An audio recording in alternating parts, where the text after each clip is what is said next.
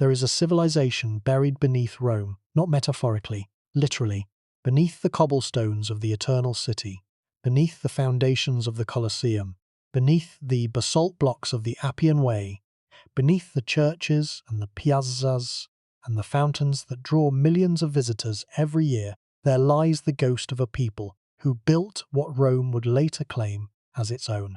A people who taught Rome how to build arches, who showed Rome how to drain marshes and channel rivers, who gave Rome its religious rituals, its gladiatorial games, its system of governance, its very name. A people who, at their height, commanded a territory stretching from the Po Valley in the north to the Bay of Naples in the south, who sailed the western Mediterranean as its dominant naval power, who built cities of stone and brick when the Romans were still living in mud huts on the Palatine Hill. A people whose art, whose engineering, whose alphabet, whose gods, whose customs so thoroughly permeated the foundations of Roman civilization that separating the two is like trying to separate the roots of two ancient trees that have grown intertwined beneath the same soil for centuries. The Etruscans, a name that most people have never heard, a civilization that most history books mention only in passing, as a brief prelude to the real story, which is always the story of Rome. But what if the real story, the deeper story, the story that explains how one of the most important civilizations in human history actually came into being, is not the story of Rome at all? What if it is the story of the people who were there first, the people who cleared the land, drained the swamps, built the roads, developed the technologies, established the trade networks, and created the cultural foundations upon which Rome was erected? And what if those people were then systematically written out of the story by the very civilization they had made possible? Consider the scale of this erasure. The Etruscans were not a minor tribe living on the margins of the Italian peninsula. According to scholarly estimates, at their peak in the 6th and 5th centuries before the Common Era, the Etruscan civilization encompassed at least 12 major city-states and governed a population of several 100,000 people, possibly as many as 1 million, across a territory of roughly 40,000 square kilometers. They were the most powerful civilization in Italy for more than 300 years. They built some of the earliest cities on the peninsula. They developed a sophisticated writing system based on the Greek alphabet, and they wrote extensively on stone, on bronze, on clay, on linen, on wax tablets, in a language that scholars have struggled to fully understand for more than 500 years. They were master metallurgists who extracted iron, copper, tin, and silver from the rich mineral deposits of what is now Tuscany, a region that takes its very name from the Latin word for the Etruscan people. They were accomplished engineers who built elaborate underground drainage systems, paved roads, and bridges that would later be adopted and improved by Roman engineers. They traded with the Greeks, the Phoenicians, the Carthaginians, and the Egyptians. Their goods have been found as far afield as southern France, North Africa, and the Black Sea coast. And yet, when the Romans absorbed them, the Romans did not merely conquer the Etruscans, they consumed them. They took their knowledge, their techniques, their religious practices, their symbols of authority, and their engineering expertise, absorbed it all into the expanding body of Roman culture. And then, over the centuries, they allowed the memory of where these things had come from to fade into silence. By the end of tonight, you're going to understand how a civilization this powerful and this influential could be reduced to a footnote in someone else's story. You are going to learn what archaeologists have discovered in the painted tombs of Tarquinia and the underground necropolis of Cerveteri, and why those discoveries challenged nearly everything we thought we knew about the origins of Roman civilization. You are going to understand what was lost when the Etruscan language fell silent, and why the ongoing struggle to decipher their remaining texts is one of the most important and most frustrating puzzles in all of Mediterranean archaeology. And you are going to confront a question that has implications far beyond the ancient world. A question about who controls the stories we tell about our past, and what happens when the builders of a civilization are erased from the history of what they built. Before we get started, if you find these mysteries as fascinating as we do, take a second to like the video or subscribe. It's a simple action, but it helps this channel reach more curious minds like yours. What happened to the Etruscans is not simply an archaeological mystery. It is a cautionary tale about the fragility of cultural memory, about the politics of historical narrative, and about how thoroughly a civilization can be erased, not by destruction but by absorption. The Etruscans were not wiped out by a natural disaster. They were not overrun by barbarian invaders. They did not succumb to a plague or a famine that left their cities empty overnight. They were absorbed, gradually and relentlessly, into the expanding Roman state, their identity dissolved, their language replaced, their history rewritten to serve Roman purposes, until the people who had built the foundations of Roman civilization became invisible within the very structure they had created. They became the forgotten architects of the Western world, and their forgetting was not an accident. It was a process now. Let's begin. To understand the Etruscans, we must first understand the world they inhabited and the remarkable position they held within it. The Italian peninsula in the first millennium before the Common Era was not a unified political entity.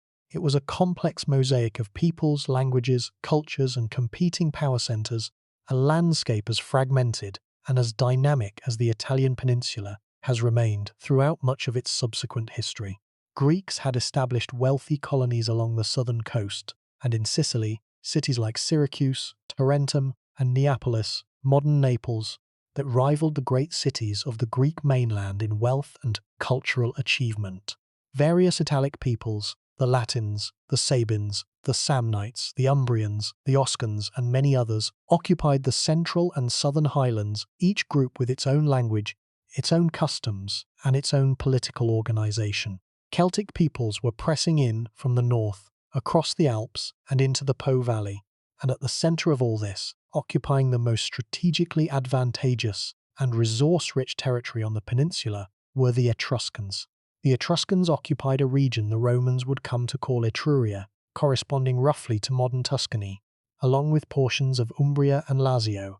This was not marginal land. This was some of the richest territory in Italy. The hills of Etruria were laced with veins of iron, copper, tin, lead, and silver, mineral wealth that gave the Etruscans a decisive economic advantage over their neighbours and made them indispensable trading partners for the metal-hungry civilizations of the wider Mediterranean.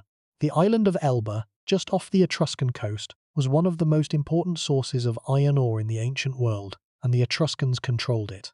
The plains of Etruria were fertile and well-watered, capable of producing agricultural surpluses that supported a large urban population.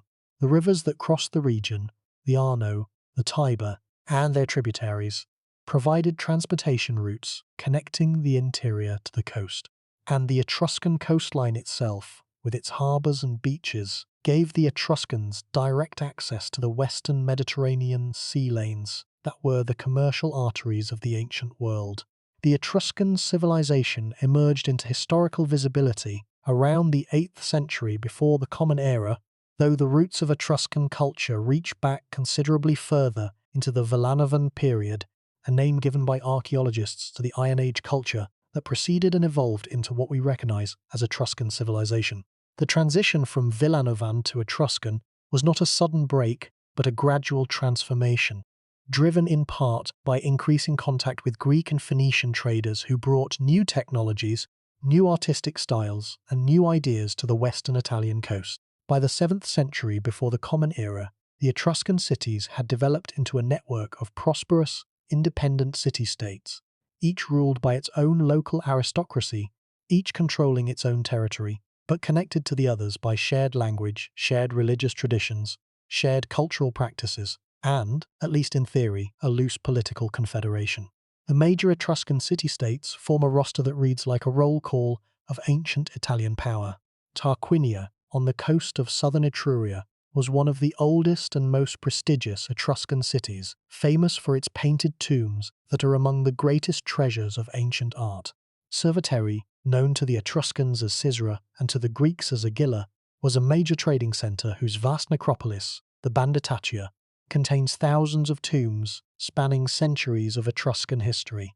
Veii, located just 16 kilometres north of Rome, was Rome's nearest Etruscan neighbour and its most persistent rival, a city so wealthy and so powerful that Rome's eventual conquest of it in 396 before the Common Era was celebrated as one of the defining achievements of early Roman history. Volsi was a centre of bronze working and artistic production, whose workshops exported fine metalwork across the Mediterranean. Orvieto, known as Volsini, was the religious centre of the Etruscan Confederation, home to the Fanum Voltumnae, the federal sanctuary where representatives of the Etruscan cities gathered for annual religious festivals and political deliberations.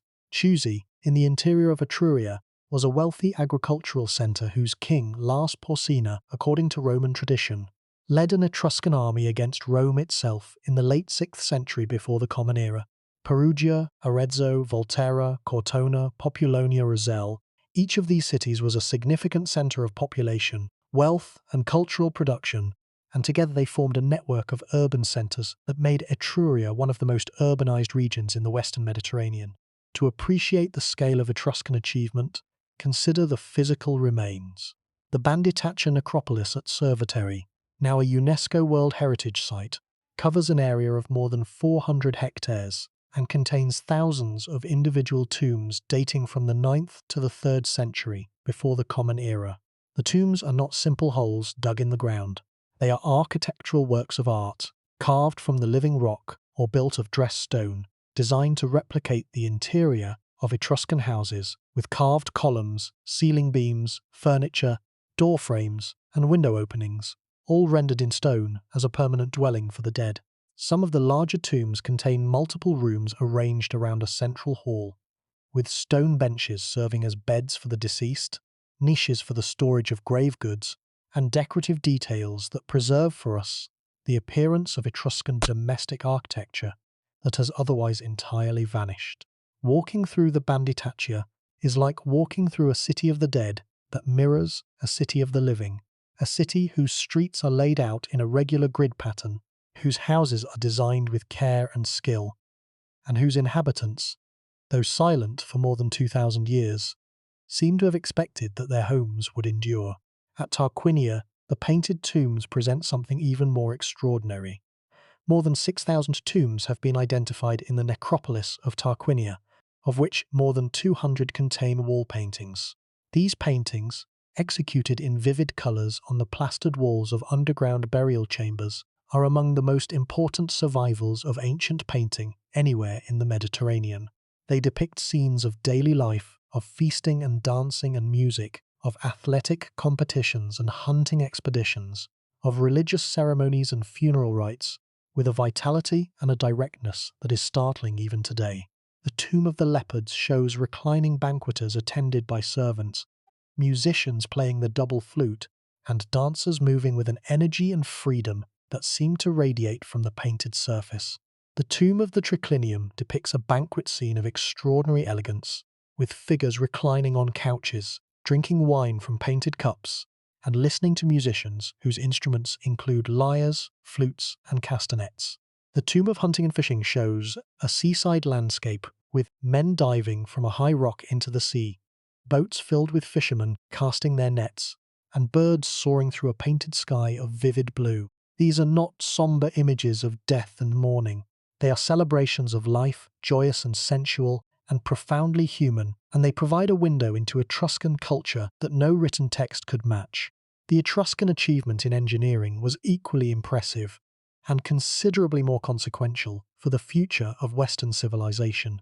The Etruscans were, by the evidence of archaeological remains, the first people in Italy to build true arches using the voussoir technique, the method of constructing an arch from wedge-shaped stones that lock together under compression. This technique, which the Romans would later adopt and develop into one of the defining elements of Roman architecture, may have originated independently in Etruria, or may have been adapted from Near Eastern models encountered through trade contact. Whatever its origin, the Etruscans used it to build city gates, bridges, and drainage tunnels that demonstrate a sophisticated understanding of structural engineering. The Cloaca Maxima, the great sewer of Rome, that drained the marshy valley that would become the Roman Forum, was originally built under the supervision of Etruscan engineers during the period when Rome was ruled by Etruscan kings. It remains one of the oldest infrastructure projects in the world, still partially in use today, more than 2,500 years after its initial construction. The Etruscans also developed sophisticated techniques for hydraulic engineering, cutting elaborate underground drainage channels called cuniculi through the soft volcanic tufa rock of central Italy to drain marshes, irrigate fields, and control water flow. These systems transformed the landscape of Etruria and demonstrated a capacity for large-scale environmental engineering that the Romans would later apply with Etruscan techniques on an even grander scale. The question of Etruscan origins has fascinated and frustrated scholars for more than 2,000 years. The ancient sources could not agree on where the Etruscans came from. The Greek historian Herodotus, writing in the 5th century before the Common Era, told a story of migration. He claimed that the Etruscans, whom the Greeks called Tyrrhenians, had originally come from Lydia, a kingdom in western Anatolia, in what is now Turkey. According to Herodotus, a prolonged famine in Lydia forced the king to divide his people into two groups. One group stayed behind. The other, led by the king's son Tyrrhenus, sailed west across the Mediterranean and settled in Italy, where they became the people known as the Etruscans. It is a neat and compelling story, and for centuries it was widely accepted. But the Greek historian Dionysius of Halicarnassus, writing several centuries after Herodotus, rejected the migration theory entirely. Dionysius had studied the Etruscan language and noted that it bore no resemblance to any language he knew. He concluded that the Etruscans were an indigenous Italian people, that they had not come from anywhere else, and that their civilization had developed in situ over long periods of time. Modern scholarship has largely sided with Dionysius, though the picture is more nuanced than a simple indigenous origin would suggest. Genetic studies conducted in the early 21st century, analyzing both ancient DNA from Etruscan tombs and modern DNA from the populations of Tuscany, have produced results consistent with a largely local origin. A major study published in 2021 analyzed ancient DNA from dozens of individuals buried in Etruscan tombs, spanning several centuries, and found that the Etruscans were genetically similar to their Italian neighbours, with no significant influx of Anatolian ancestry that would support the Herodotian migration story. The Etruscans, it appears, were Italians, people whose ancestors had lived on the peninsula for thousands of years. Their distinctive culture did not arrive fully formed from the east. It developed locally over centuries, shaped by the unique geographical, economic, and social conditions of the region they inhabited, and enriched by the trade contacts that brought them into sustained contact with the wider Mediterranean world. But if the Etruscans were indigenous to Italy, their language remains a profound enigma. Etruscan belongs to no known language family. It is not Indo-European, unlike Latin, Greek, Celtic, and the other major language groups of ancient Europe. It is not Semitic, unlike the languages of the Phoenicians and Carthaginians, with whom the Etruscans traded extensively. It appears to be an isolate, a language without known relatives, a survivor from an earlier linguistic landscape that was largely swept away by the spread of Indo-European languages across Europe.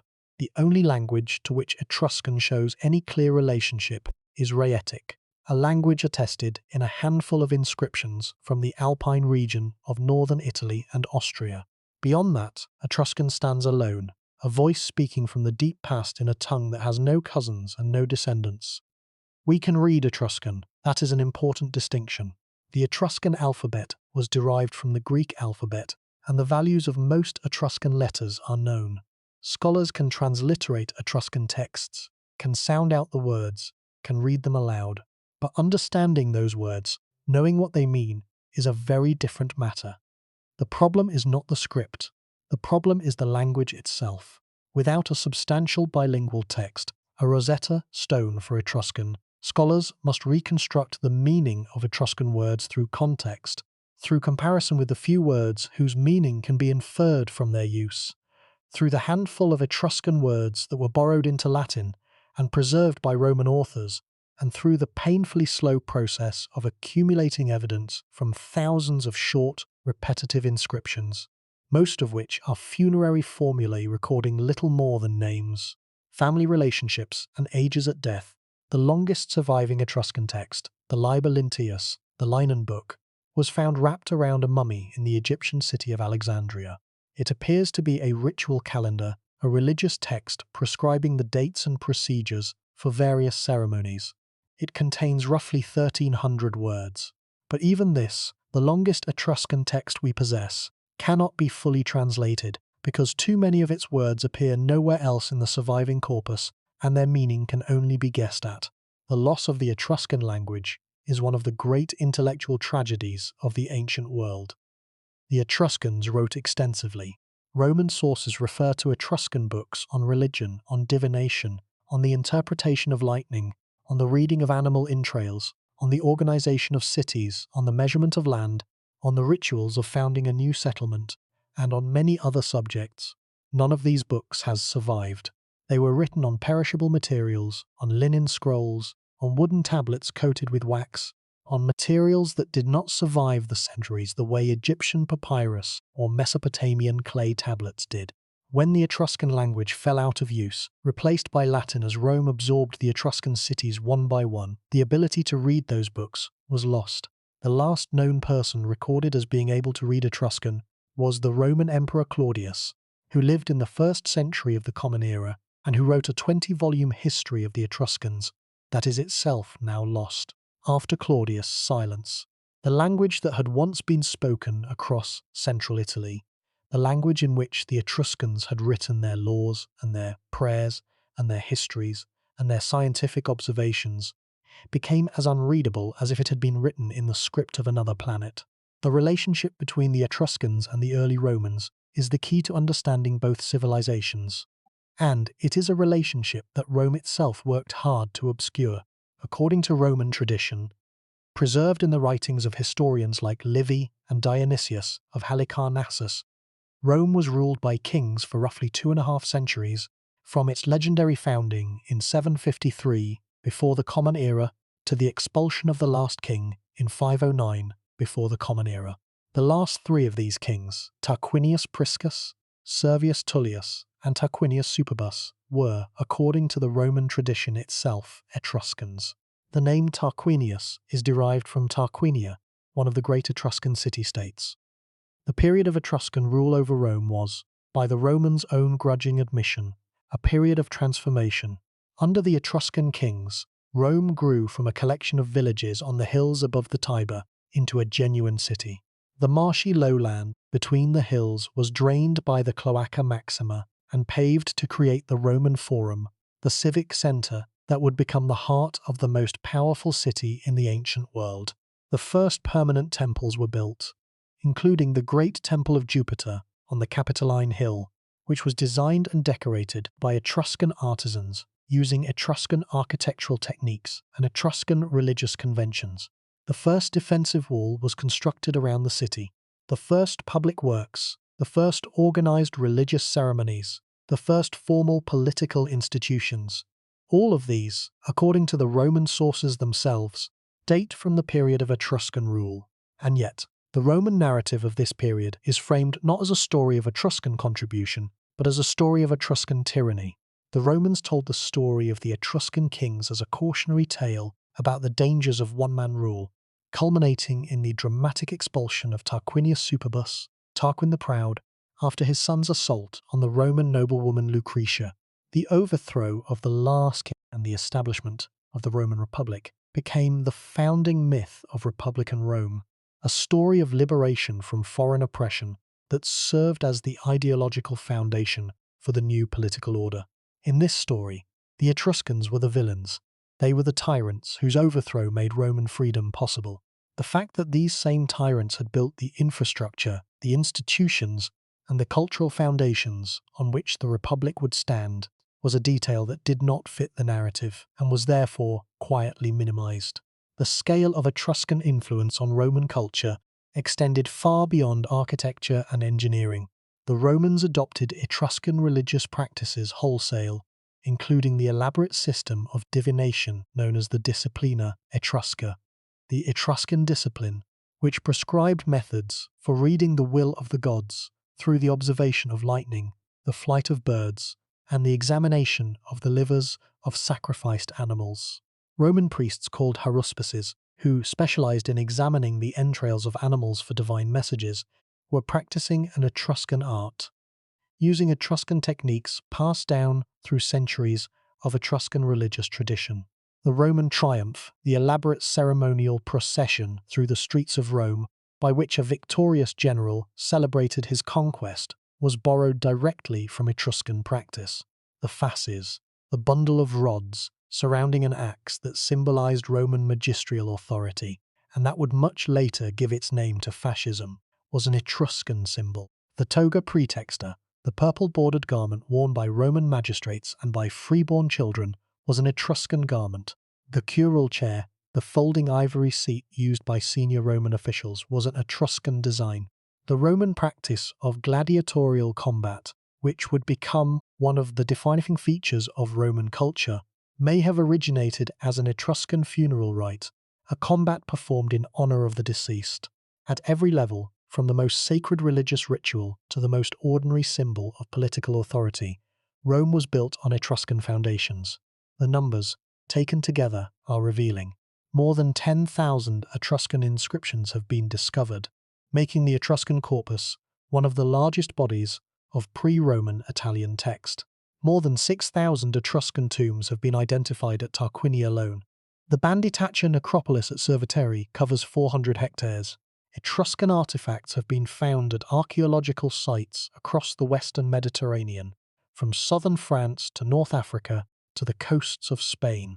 The mineral wealth of Etruria, particularly the iron deposits of Elba and the copper and tin of the Colline Metallifier, the metal-bearing hills, generated trade revenues that made the Etruscan cities among the wealthiest in the western Mediterranean for 3 centuries.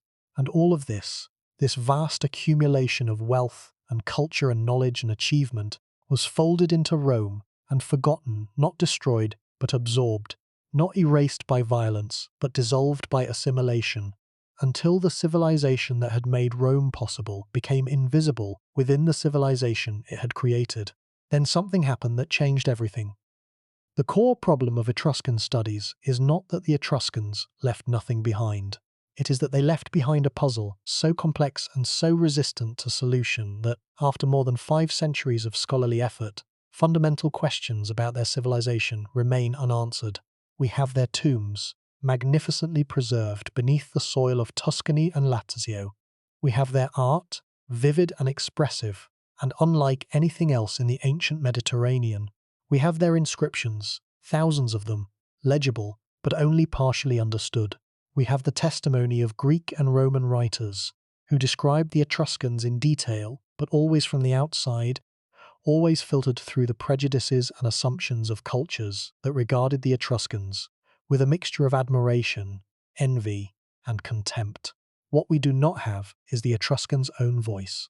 We do not have their histories, their literature, their philosophical writings, their scientific treatises.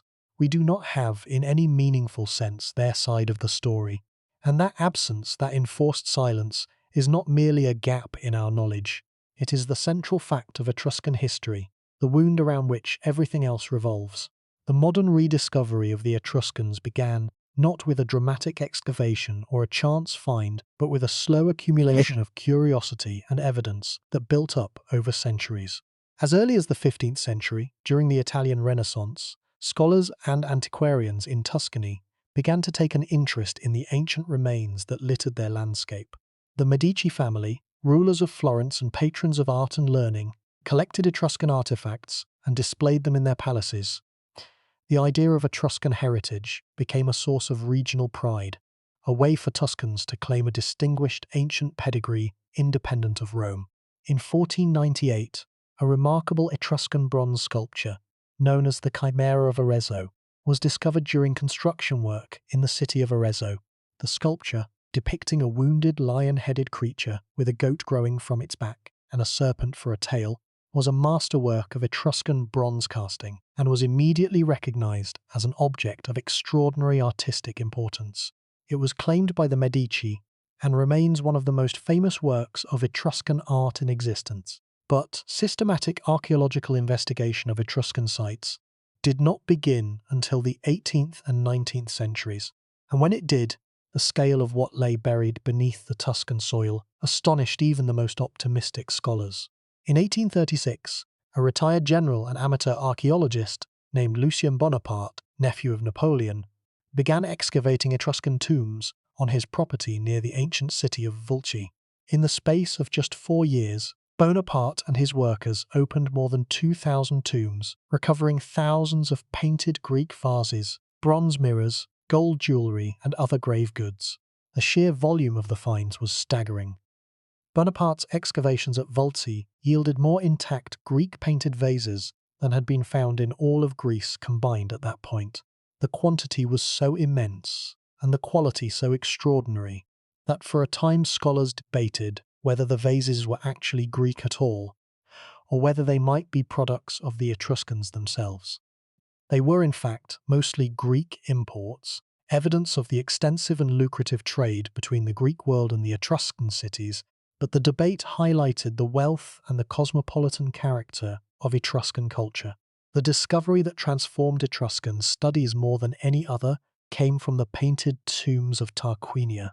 The first painted tomb was discovered in 1739 by an English antiquarian named James Byers, who lowered himself by rope into an underground chamber and found himself surrounded by vivid frescoes depicting scenes of banqueting, dancing, and athletic competition, colours still brilliant after more than 2,000 years in the sealed darkness of the tomb.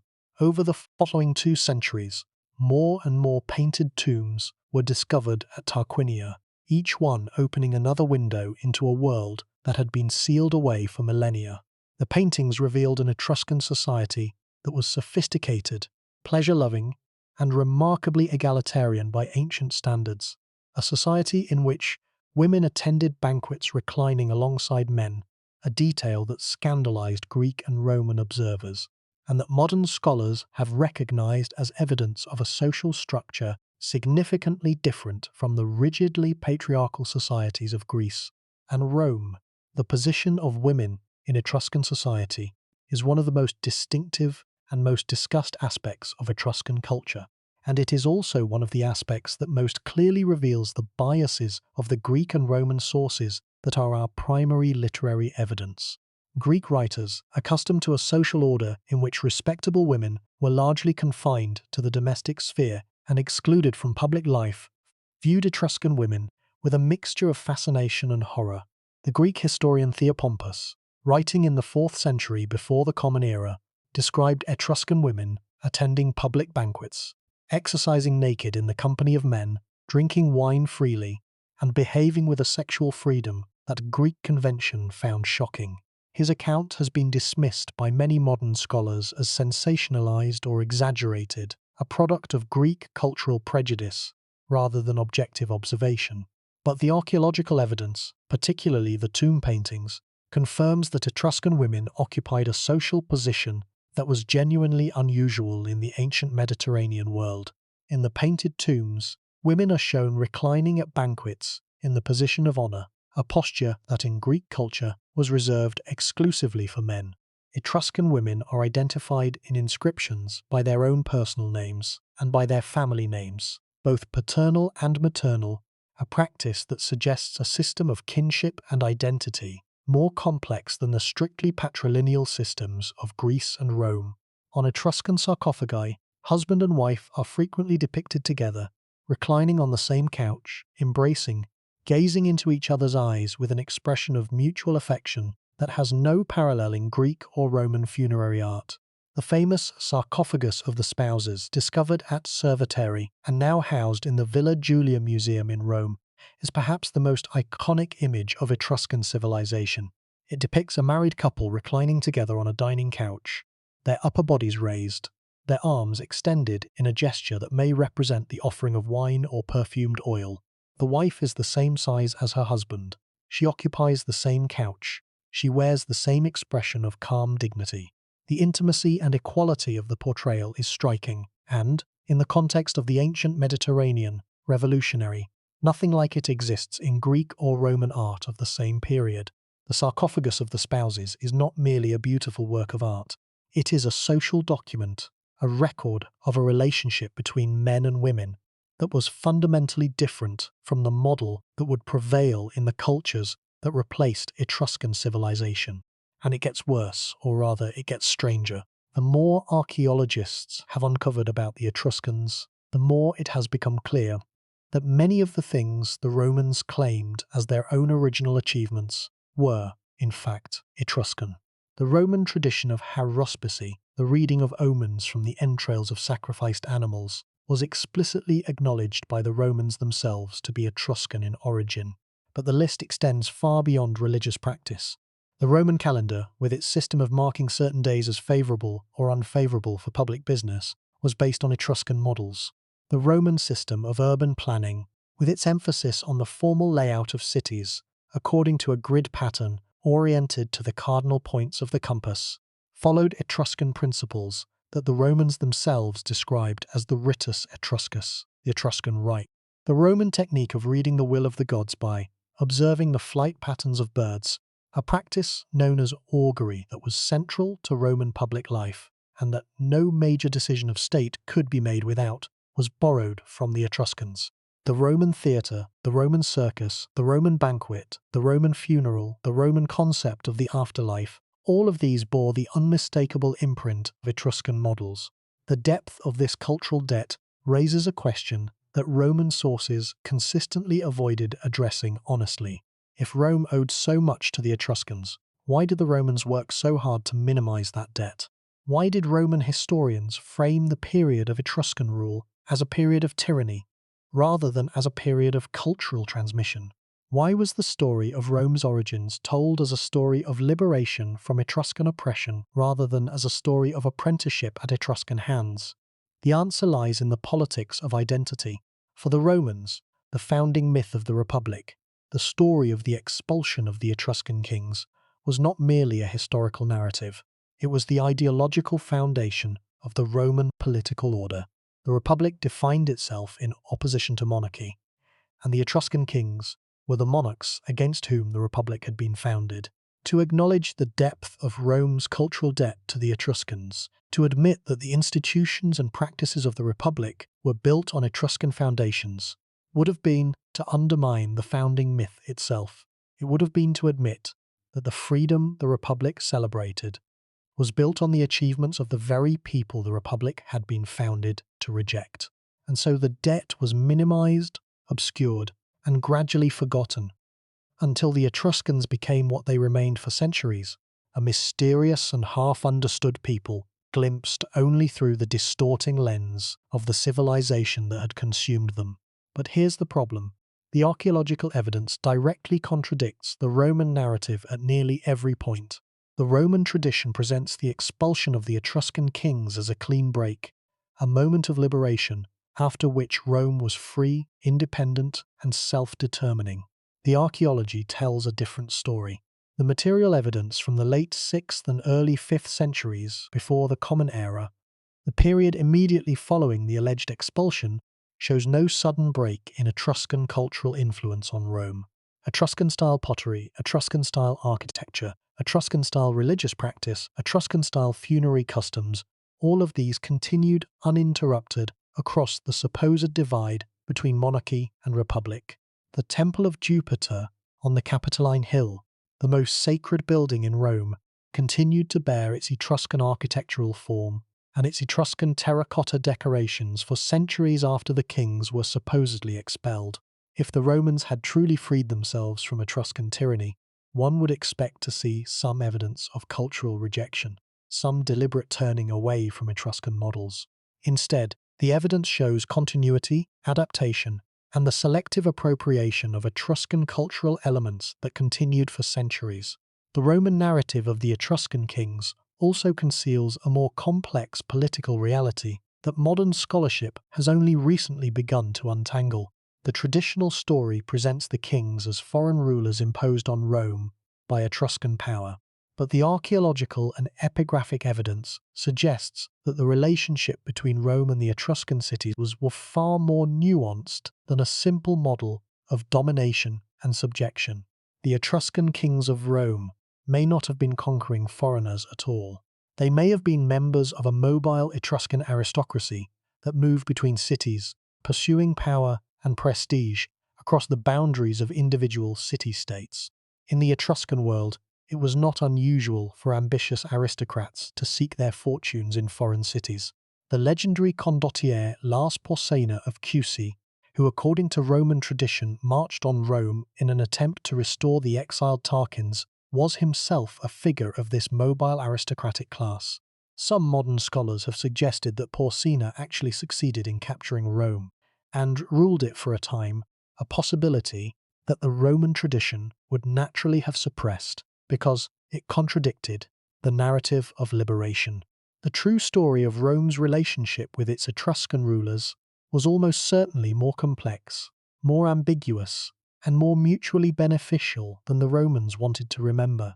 The Roman conquest of Etruria, when it came, was neither quick nor easy. It was a process that unfolded over more than 2 centuries, marked by periods of intense warfare, uneasy truces, shifting alliances, and the gradual erosion of Etruscan independence through a combination of military force and diplomatic pressure. The Siege of Veii, the first major Roman conquest of an Etruscan city, deserves particular attention because it reveals both the scale of the challenge Rome faced and the methods it used to overcome it. Veii was located on a volcanic plateau surrounded by steep ravines, a naturally defended position that made direct assault extremely difficult. The city controlled rich agricultural land and had access to the salt deposits at the mouth of the Tiber, a strategically vital resource in the ancient world. According to the Roman historian Livy, the siege lasted 10 years, a figure that may be exaggerated, but that gives some indication of the difficulty of the undertaking. Livy describes the construction of siege works, the diversion of water supplies, the use of tunnels to undermine the city's defences, and, in a dramatic climax, the capture of the city through a tunnel that emerged inside the Temple of Juno on the citadel. The story of the tunnel may be legendary, but the conquest of Veii was real, and its consequences were enormous. The territory of Veii was annexed to the Roman state. Its population was killed, enslaved, or dispersed, and its lands were distributed to Roman citizens. It was the first of many such confiscations that would gradually transfer the wealth and territory of Etruria into Roman hands. The fall of Veii in 396 before the Common Era opened a new chapter in the slow destruction of Etruscan independence. Over the following decades and centuries, the remaining Etruscan cities fell one by one into the Roman orbit. Tarquinia fought a series of wars with Rome in the 4th century before the Common Era, conflicts that were bitter and brutal.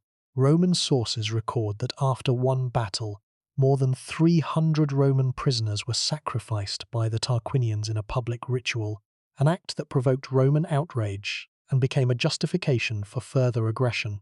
The Romans responded by executing an equal number of Tarquinian prisoners in the Forum, a grim exchange of ritual violence that illustrates the intensity of the conflict. By the mid-3rd century before the Common Era, Tarquinia had been forced to accept Roman supremacy. Cerveteri submitted to Rome in 273 before the Common Era. Volsi was conquered and its territory confiscated. Volsinii, the religious capital of the Etruscan Confederation, was destroyed by the Romans in 264 before the Common Era, after a social uprising in which the lower classes of the city attempted to seize power from the traditional aristocracy. The Romans intervened on behalf of the aristocrats, but then destroyed the city anyway, relocated its population to a less defensible site, and confiscated the treasures of the Fanum Voltumni, the federal sanctuary, reportedly carrying 2,000 bronze statues back to Rome as spoils. The destruction of Volsinii and the looting of its sanctuary was a symbolic as well as a physical blow, an act that struck at the religious and cultural heart of the Etruscan world. The social war of 91 to 88 before the Common Era, in which Rome's Italian allies fought for and won Roman citizenship, effectively completed the political absorption of the Etruscan cities. With Roman citizenship came Roman law, Roman political institutions, and Roman cultural expectations. The Etruscan aristocrats, who had maintained some degree of cultural distinctiveness within the framework of Roman alliance, now became fully Roman citizens, with Roman names, Roman rights, and Roman obligations. The last traces of Etruscan political and cultural independence were dissolved into the expanding body of the Roman state. The archaeological record tells a detailed story of what was lost during each stage of this conquest. When Veii fell, its territory was divided among Roman settlers, and its population was dispersed. The artistic workshops of Veii, which had produced some of the finest terracotta sculpture in the ancient world, including the famous Apollo of Veii, a striding figure of breathtaking vitality and grace, ceased to operate. The engineering knowledge that had maintained the elaborate cuniculi drainage systems of the Veian countryside was not immediately preserved by the new Roman owners, and some of the drainage systems fell into disrepair, leading to the return of marshland in areas that the Etruscans had kept productive for generations. When Volsini was destroyed and its population relocated, the religious traditions centered on the Fanum Voltumni were disrupted. The annual gathering of the Etruscan League, the closest thing the Etruscan civilization possessed to a national institution, lost its physical home and its ceremonial center. The 2,000 bronze statues that the Romans carried away from Volsini represented not merely material wealth, but centuries of accumulated artistic tradition, and their removal and eventual dispersal or melting down was an act of cultural destruction as well as an act of plunder. Each conquest brought with it specific and irreplaceable losses. The religious specialists of each city, the haruspices and augurs, who had maintained local traditions of divination that varied from city to city, found their roles diminished as Roman religious authority asserted itself over the conquered territories. The local dialects of Etruscan, which appear to have varied from city to city, just as modern Italian dialects vary from region to region, disappeared one by one as each city was absorbed into the Latin-speaking Roman world. The artistic traditions of each city, the distinctive styles of painting, sculpture, and metalwork that had developed over centuries of local practice, were absorbed into the increasingly homogeneous style of Roman provincial art, or simply ceased to be practiced as the demand for Etruscan-style work declined, and the workshops that had produced it closed. The process of Romanization was thorough and irreversible. As each Etruscan city was incorporated into the Roman state, its population was gradually assimilated into the Roman cultural sphere. Latin replaced Etruscan as the language of public life, of commerce, of law, and eventually of daily conversation. Etruscan religious practices were absorbed into Roman religion, stripped of their Etruscan context, and attributed to Roman origins. Etruscan art styles were replaced by Roman fashions. Etruscan names gave way to Roman names. By the 1st century before the Common Era, the process was essentially complete. The Etruscans had not been destroyed, they had been dissolved. Their descendants were still there, living in the same cities, farming the same fields, walking the same roads. But they were no longer Etruscan, they were Roman. The distinction had ceased to exist. The speed of the linguistic death is particularly revealing. Languages do not die because people choose to stop speaking them. They die because the conditions that sustain them, the communities, the institutions, the social contexts in which they are used and transmitted from one generation to the next, are destroyed or transformed beyond recognition. When Latin became the language of law, commerce, administration, education, and social advancement in the former Etruscan territories, parents who wanted their children to succeed in the new Roman order began raising them in Latin. The children grew up bilingual, speaking Etruscan at home and Latin in public. The grandchildren grew up speaking Latin as their primary language, with perhaps a few Etruscan words and phrases remembered from conversations with elderly relatives. The great-grandchildren spoke only Latin. Within 3 or 4 generations, a language that had been spoken for centuries, that had recorded the laws and the prayers and the histories of a great civilization, was reduced to a curiosity, a relic language spoken by a dwindling handful of elderly people in increasingly isolated rural communities, and then it was gone. The last person known to have been able to read the Etruscan language was, as noted, the Emperor Claudius, who died in 54 of the Common Era. Claudius was a scholar of unusual learning and curiosity, and his interest in the Etruscans was driven by a genuine passion for the ancient past. He married an Etruscan woman, Plautia Urgulanilla, whose family claimed descent from the old Etruscan aristocracy. He wrote a history of the Etruscans in 20 volumes. drawing on Etruscan sources that were still available in his day, but that are entirely lost to us. The loss of Claudius's history is one of the most painful gaps in our knowledge of the ancient world.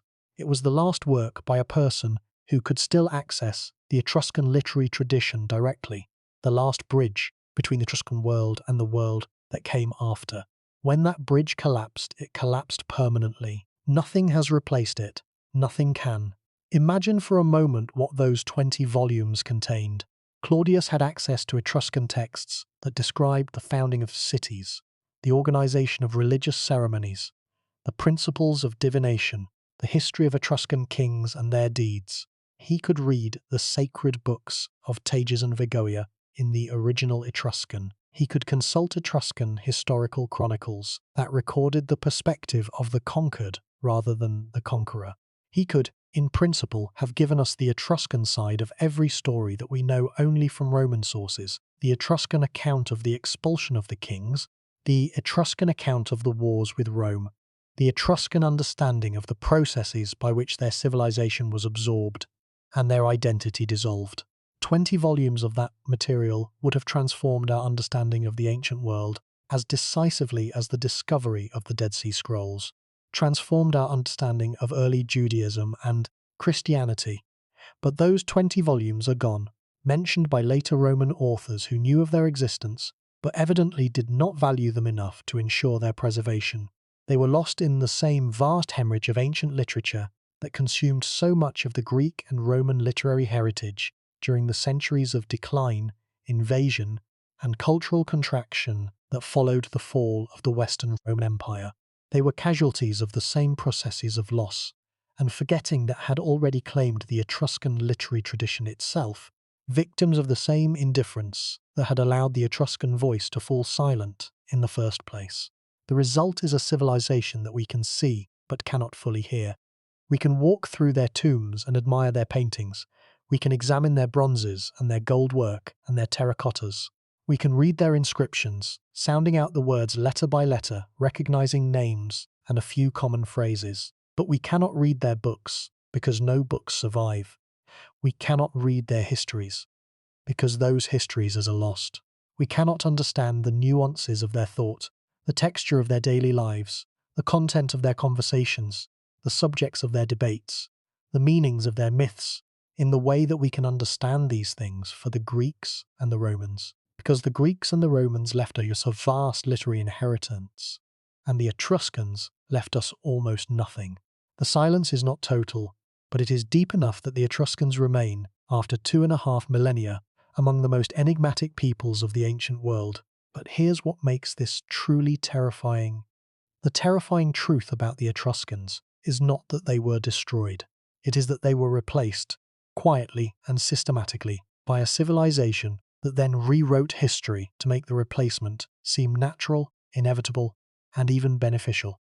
But to fully understand the depth of the Etruscan mystery, we need to examine the specific areas where scholars have tried to recover what was lost.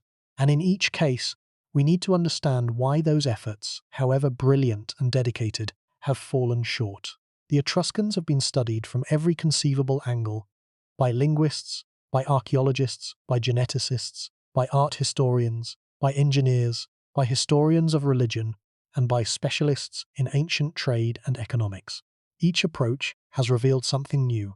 Each approach has also exposed the boundaries of what can be known when a civilization's own literary record has been almost entirely destroyed. The first and most persistent challenge is the language. Etruscan has been the subject of sustained scholarly attention since the Renaissance, making it one of the longest-running decipherment projects in the history of linguistics. Unlike the decipherment of Egyptian hieroglyphics, which was enabled by the discovery of the Rosetta Stone and its bilingual Greek and Egyptian text, or the decipherment of Linear B, which was cracked by the architect Michael Ventris in 1952 through a combination of statistical analysis and inspired guesswork, the decipherment of Etruscan has no single eureka moment to point to. Progress has been incremental, painfully slow, and limited by the nature of the surviving evidence. The fundamental obstacle is not the script, which, as noted, is well understood. The obstacle is the language itself, a language without known relatives, without a substantial bilingual text, and without the kind of extensive literary corpus that would allow scholars to build up a comprehensive vocabulary and grammar through contextual analysis.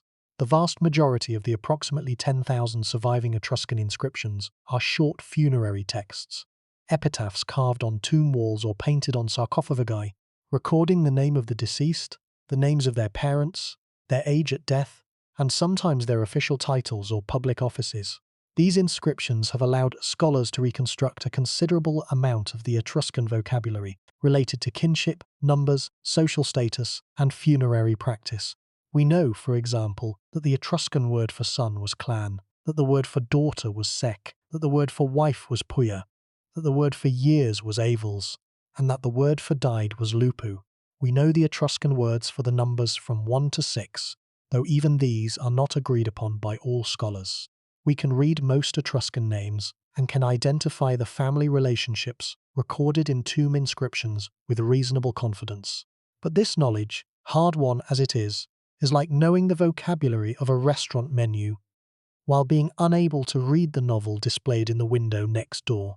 The religious texts, the historical records, the legal codes, the philosophical discussions, the poetry, the plays, the letters between friends and enemies and lovers, all the forms of expression that give a civilization its voice, are beyond our reach.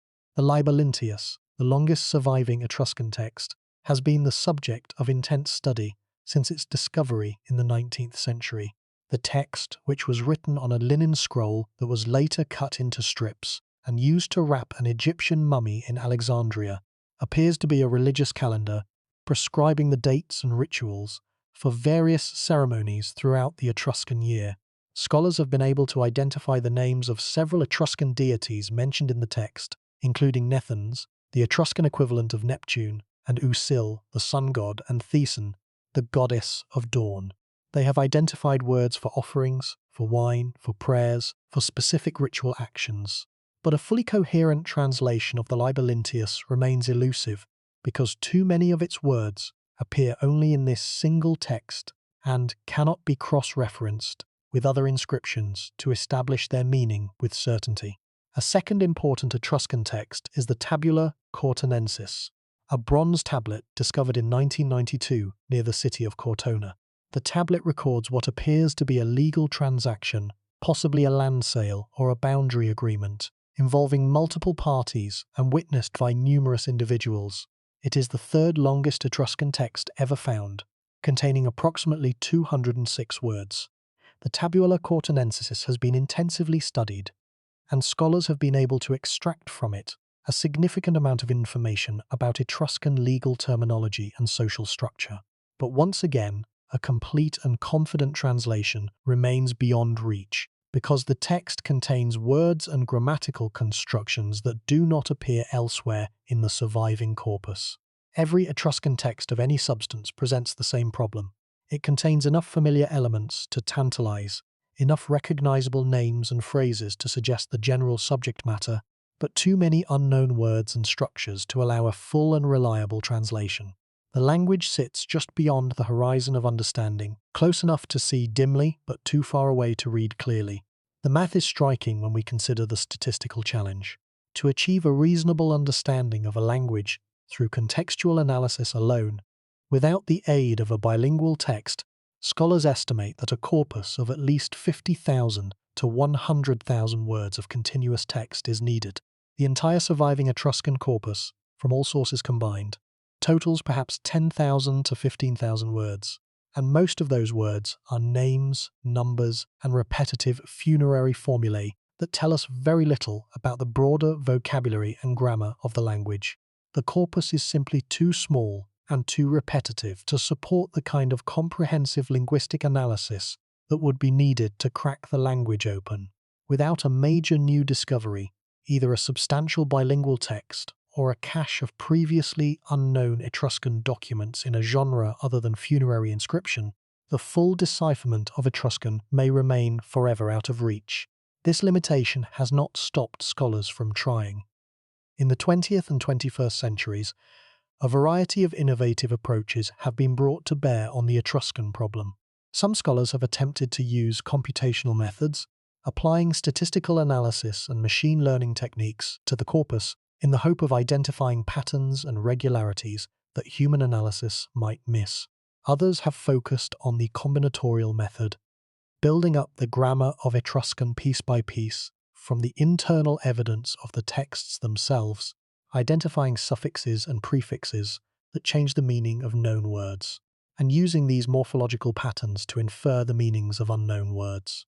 The Italian scholar Massimo Palatino, who dominated Etruscan studies for much of the 20th century, was a pioneer of this approach, and his work established many of the foundations on which modern Etruscan linguistics rests. But even Palatino, after decades of work, acknowledged that the gaps in our understanding remained formidable, and that the hope of a complete decipherment was, at best, remote. The second major area of scholarly effort has focused on reconstructing the political and social organization of the Etruscan world through archaeological evidence. Because the literary sources are so sparse and so heavily filtered through Greek and Roman bias, archaeologists have had to rely primarily on material evidence, on the physical remains of Etruscan cities, tombs, sanctuaries, and workshops, to reconstruct the structure of Etruscan society. This effort has been extraordinarily productive. Excavations at sites across Etruria have revealed a civilization of considerable sophistication, with well-planned cities, monumental architecture, advanced engineering, extensive trade networks, and a rich and varied artistic tradition.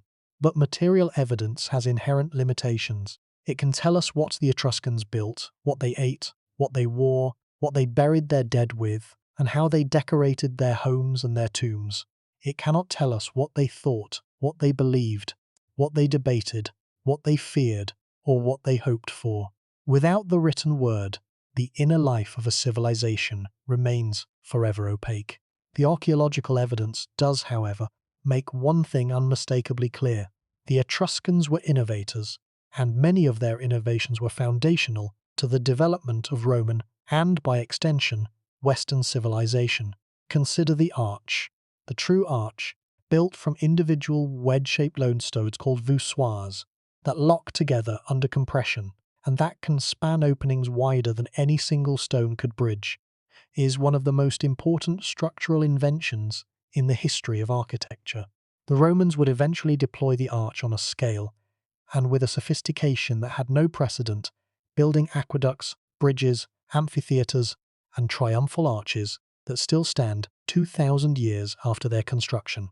But the arch did not originate with the Romans. The earliest true arches in Italy are found at Etruscan sites, most notably the Porta Olarco at Volterra, a massive city gate that dates to the 4th century before the Common Era, and that is one of the oldest arched gateways still standing in the world. The Romans learned the arch from the Etruscans, just as they learned so many other things, and then they developed it to a level of engineering mastery that the Etruscans themselves never reached. But the seed was Etruscan. Consider hydraulic engineering. The Etruscans developed techniques for water management that were among the most advanced in the ancient world. Their cuniculi, the underground drainage tunnels cut through the soft tufa rock of central Italy, were engineering achievements of considerable sophistication. Some cuniculi extended for hundreds of meters, following carefully calculated gradients to move water from waterlogged lowlands to drainage outlets at lower elevations. The network of cuniculi in the area around Veii was so extensive that it transformed the landscape, turning marshy, malaria-prone lowlands into productive agricultural land. When the Romans conquered Veii, they inherited these systems and used them as models for their own, much larger drainage and water supply projects. The Cloaca Maxima, the Great Drain of Rome, was, as noted, an Etruscan project. The Romans expanded and maintained it, and eventually it became the backbone of Rome's sewage system, a role it partially serves to this day. But the engineering knowledge that made it possible was Etruscan. Consider metallurgy. The Etruscans were master metal workers, renowned throughout the ancient world for the quality of their bronze and iron products. The iron smelting operations on the island of Elba and at the mainland port of Populonia were among the largest industrial operations in the ancient Mediterranean. Archaeological excavations at Populonia have uncovered enormous slag heaps, the waste products of iron smelting, that testify to centuries of continuous large-scale metal production. The Etruscans developed techniques for bronze casting that produced works of extraordinary beauty and technical refinement. The Chimera of Arezzo, the Mars of Todi, and the Oringatore, the Orator, a bronze statue of an Etruscan man in a Roman-style toga, with his arm raised in a gesture of public address, are masterpieces that rank among the finest surviving bronze sculptures of the ancient world. The Etruscans also excelled in gold working, producing jewellery of a delicacy and technical sophistication that has never been surpassed. The technique known as granulation, the decoration of gold surfaces with tiny spheres of gold soldered in intricate patterns, was practiced by Etruscan goldsmiths with a skill that modern jewelers have struggled to reproduce. Gold jewelry from Etruscan tombs, particularly the elaborate fibulae or brooches, and the ornate earrings and necklaces produced by Etruscan workshops, demonstrate a level of craftsmanship that was unmatched in the ancient world and that testifies to centuries of accumulated technical knowledge passed down from master to apprentice. A third area of scholarly investigation concerns the Etruscan religion, which was recognized even in antiquity as one of the most elaborate and systematized religious traditions in the ancient Mediterranean. The Romans themselves acknowledged the superiority of Etruscan religious knowledge and continued to consult Etruscan priests, the haruspices, on matters of state divination long after the Etruscan cities had been absorbed into the Roman state. The Disciplina Etrusca, the body of Etruscan religious doctrine, was considered by the Romans to be a revealed religion, a system of divine knowledge communicated to humanity through sacred texts and prophetic figures. The most important of these prophetic figures was Tages, a childlike being who, according to Etruscan legend, emerged from a freshly ploughed furrow near the city of Tarquinia and dictated the principles of the Disciplina to an assembled crowd of Etruscan elders. Another prophetic figure was the nymph Vagoia, who was said to have revealed the principles of land surveying, boundary marking, and the religious significance of water management. The Disciplina Etrusca encompassed three main branches of divination. The first was haruspicy, the examination of the livers of sacrificed animals for signs and portents. The Etruscans developed a highly formalized system for interpreting liver markings, dividing the liver into 16 sections, corresponding to different regions of the sky and different divine powers. A remarkable artifact known as the Piacenza liver, a bronze model of a sheep's liver found near the city of Piacenza in northern Italy in 1877, provides a physical map of this system, with the names of Etruscan deities inscribed on its surface in the sections they were believed to control. The second branch was the interpretation of lightning, a practice of considerable complexity that involved cataloguing the direction, the colour, the time of day, and the season in which lightning was observed, and interpreting each combination according to established rules. The Etruscans divided the sky into 16 sections, each governed by a different deity, and the section from which a bolt of lightning originated determined its meaning and the appropriate ritual response. The third branch was augury, the interpretation of the flight patterns of birds, a practice the Romans adopted wholesale and made central to their own political and religious life. But here is the problem.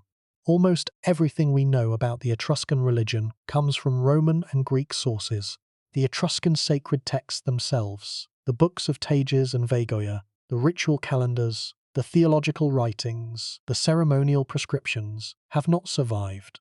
We know they existed because Roman authors refer to them repeatedly, sometimes quoting brief passages or summarizing their contents. The Roman senator Cicero discussed the Disciplina Etrusca at length in his philosophical works. The Roman encyclopedist Pliny the Elder cited Etruscan religious texts on numerous occasions. The late Roman author Macrobius preserved fragments of Etruscan theological doctrine in his Saturnalia, but all of these are second-hand accounts, filtered through Roman interpretive frameworks and Roman cultural assumptions. We are reading the Etruscan religion through Roman eyes, and we cannot know how much was lost, distorted, or reinterpreted in the translation. The Etruscans had their own understanding of their own religious traditions, and that understanding is gone. We are left with the echo, not the voice. A fourth angle of investigation that has produced striking results concerns the Etruscan relationship with other Mediterranean civilizations, particularly the Greeks and the Phoenicians. The Etruscans were not an isolated people. They were active participants in the commercial and cultural networks that linked the Mediterranean world, and their civilization was shaped by those connections in profound and lasting ways. Greek pottery, found in extraordinary quantities in Etruscan tombs, testifies to a sustained and lucrative trade between the Greek world and Etruria. The Etruscans imported Greek vases, Greek textiles, Greek wine, and Greek olive oil. They also imported Greek ideas, Greek artistic styles, Greek myths, and, most importantly, the Greek alphabet, which they adapted to write their own language. The influence was not entirely one-directional. The Etruscans exported their own products to the Greek world, including metalwork, leather goods, and agricultural products. Etruscan bronze vessels and Etruscan bucero pottery, the distinctive black burnished ware that was a hallmark of Etruscan production, have been found at Greek sites across the Mediterranean. The Etruscans also maintained close commercial relationships with the Phoenicians and their western colony, Carthage. An extraordinary artifact discovered in the sanctuary of Perge, the port of the Etruscan city of Cerveteri, illustrates this relationship vividly. In 1964, archaeologists excavating the sanctuary of Perge uncovered 3 gold tablets inscribed with parallel texts in Etruscan and Phoenician. The Perge tablets, as they became known, record a dedication by the king of Cerveteri to the Phoenician goddess Astarte, whom the Etruscans identified with their own goddess Uni. The tablets are the closest thing to a bilingual Etruscan text that has ever been found, and they have been invaluable for advancing the understanding of the Etruscan language. But they are short, just a few dozen words, and they deal with a very specific subject matter, a religious dedication which limits their usefulness as a general key to the language. The Etruscan naval power in the Western Mediterranean was considerable and often underestimated. For much of the 6th and 5th centuries before the Common Era, the Etruscans, often in alliance with Carthage, were the dominant maritime power in the Tyrrhenian Sea, the body of water between the Italian peninsula, Sicily, Sardinia, and Corsica, that takes its name from the Greek word for the Etruscan people, Tyrrhenians.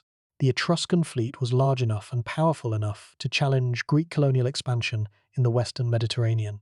In 535 before the Common Era, a combined Etruscan and Carthaginian fleet fought a naval battle against the Phocaean Greeks off the coast of Corsica, a conflict known as the Battle of Eulalia. The battle was technically a Phocaean victory, but the Greeks suffered such heavy losses that they abandoned their colony on Corsica and retreated to the Italian mainland. The battle demonstrated that the Western Mediterranean was not open territory for Greek expansion, but a contested space in which the Etruscans and Carthaginians were prepared to use military force to protect their commercial interests. The Etruscan navy remained a significant force for another century, until a disastrous defeat at the hands of the Greeks of Syracuse in 474 before the Common Era, in the Battle of Cumae, broke Etruscan naval power and opened the way for Greek, and eventually, Roman dominance of the Western Mediterranean sea lanes.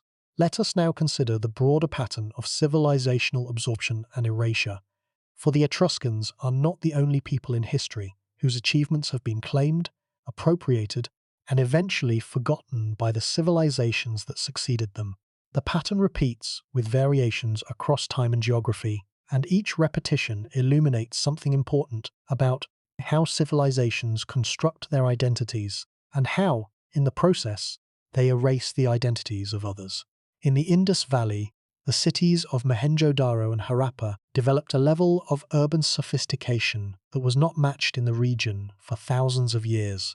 Their standardized brick construction, their grid-pattern street layouts, their elaborate drainage and sanitation systems suggest a society governed by shared conventions and centralized planning. And yet, when the Indus Valley civilization declined and was eventually succeeded by new cultural formations on the subcontinent, the memory of its achievements was lost so completely that the existence of the civilization itself was not confirmed until the 1920s.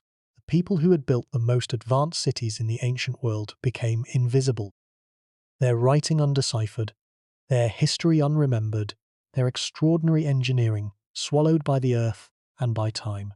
At Göbekli Tepe in southeastern Turkey, monumental stone structures dating to approximately 9,500 years before the Common Era demonstrate that complex, organized construction projects were possible at a time far earlier than conventional scholarship had assumed. The massive T-shaped pillars, some weighing more than 10 tons, decorated with sophisticated relief carvings of animals, were built by people whose other traces in the archaeological records suggest small, mobile communities without agriculture or permanent settlements. The site was deliberately buried around 8,000 years before the Common Era, sealed beneath tons of earth and rubble, and remained hidden for more than 10,000 years.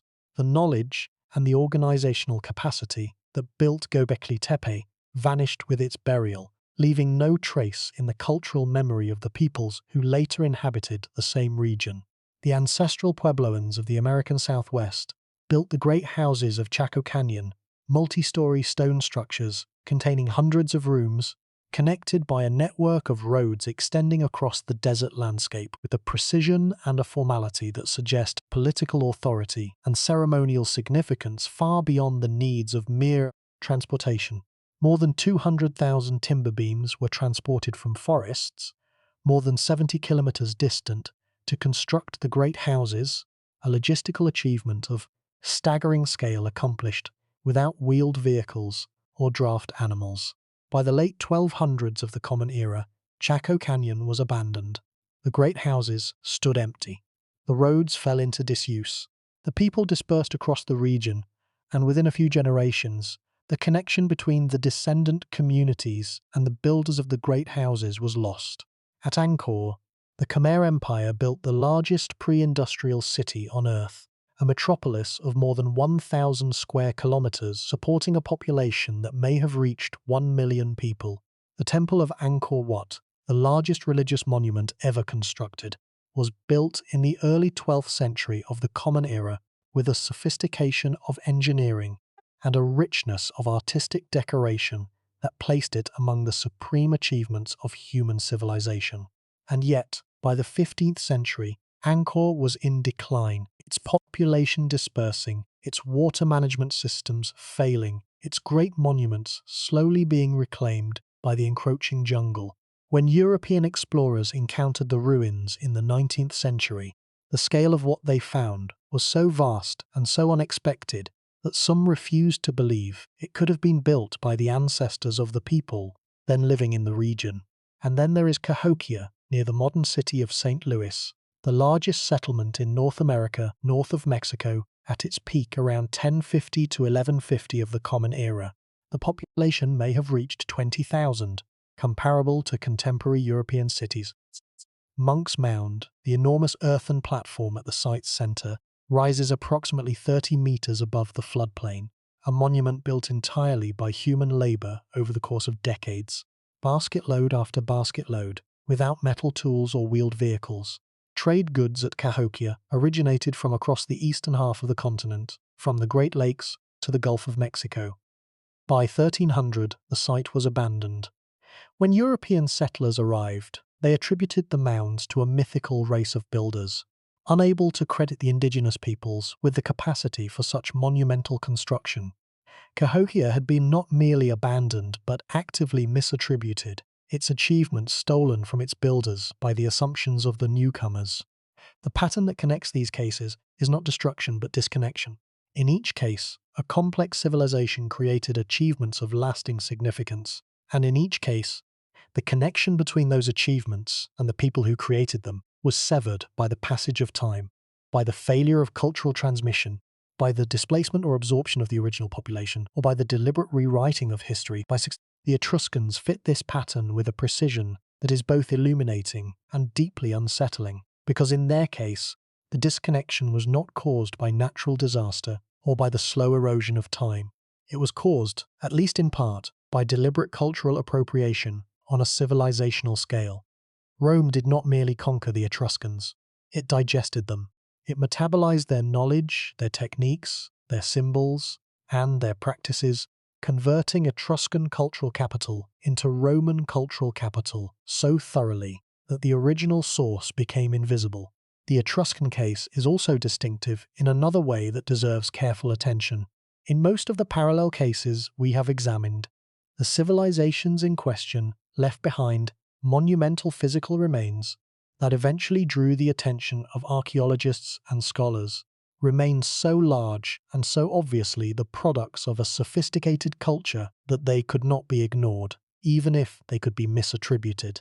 The pyramids of Egypt, the walls of Mycenae, the temples of Angkor, the mounds of Cahokia, all of these demanded explanation, and the search for explanation eventually led to the recovery, however incomplete, of the civilizations that had created them. The Etruscans left behind monumental remains as well, their painted tombs, their city walls, their bronze sculptures, their vast necropolises. But the Etruscans also left something more subtle, and in some ways more important. They left their innovations embedded in the living fabric of Roman civilization, invisible, because they had been so thoroughly integrated into a culture that presented them as its own. The Etruscan arch does not announce itself as Etruscan when it appears in a Roman aqueduct. The Etruscan alphabet does not declare its Etruscan origins when it is used to write Latin prose. The Etruscan ritual does not identify itself as borrowed when it is performed by a Roman priest. The Etruscan contributions were hidden in plain sight, present everywhere but acknowledged nowhere. Foundational but invisible, like the roots of a tree that sustains a vast canopy above while remaining forever buried beneath the surface of the earth. A fifth area of scholarly investigation concerns what we might call the archaeology of absence, the study of what is missing from the Etruscan record and what those absences can tell us about the process by which the Etruscans were erased. The most significant absence, of course, is the absence of Etruscan literature.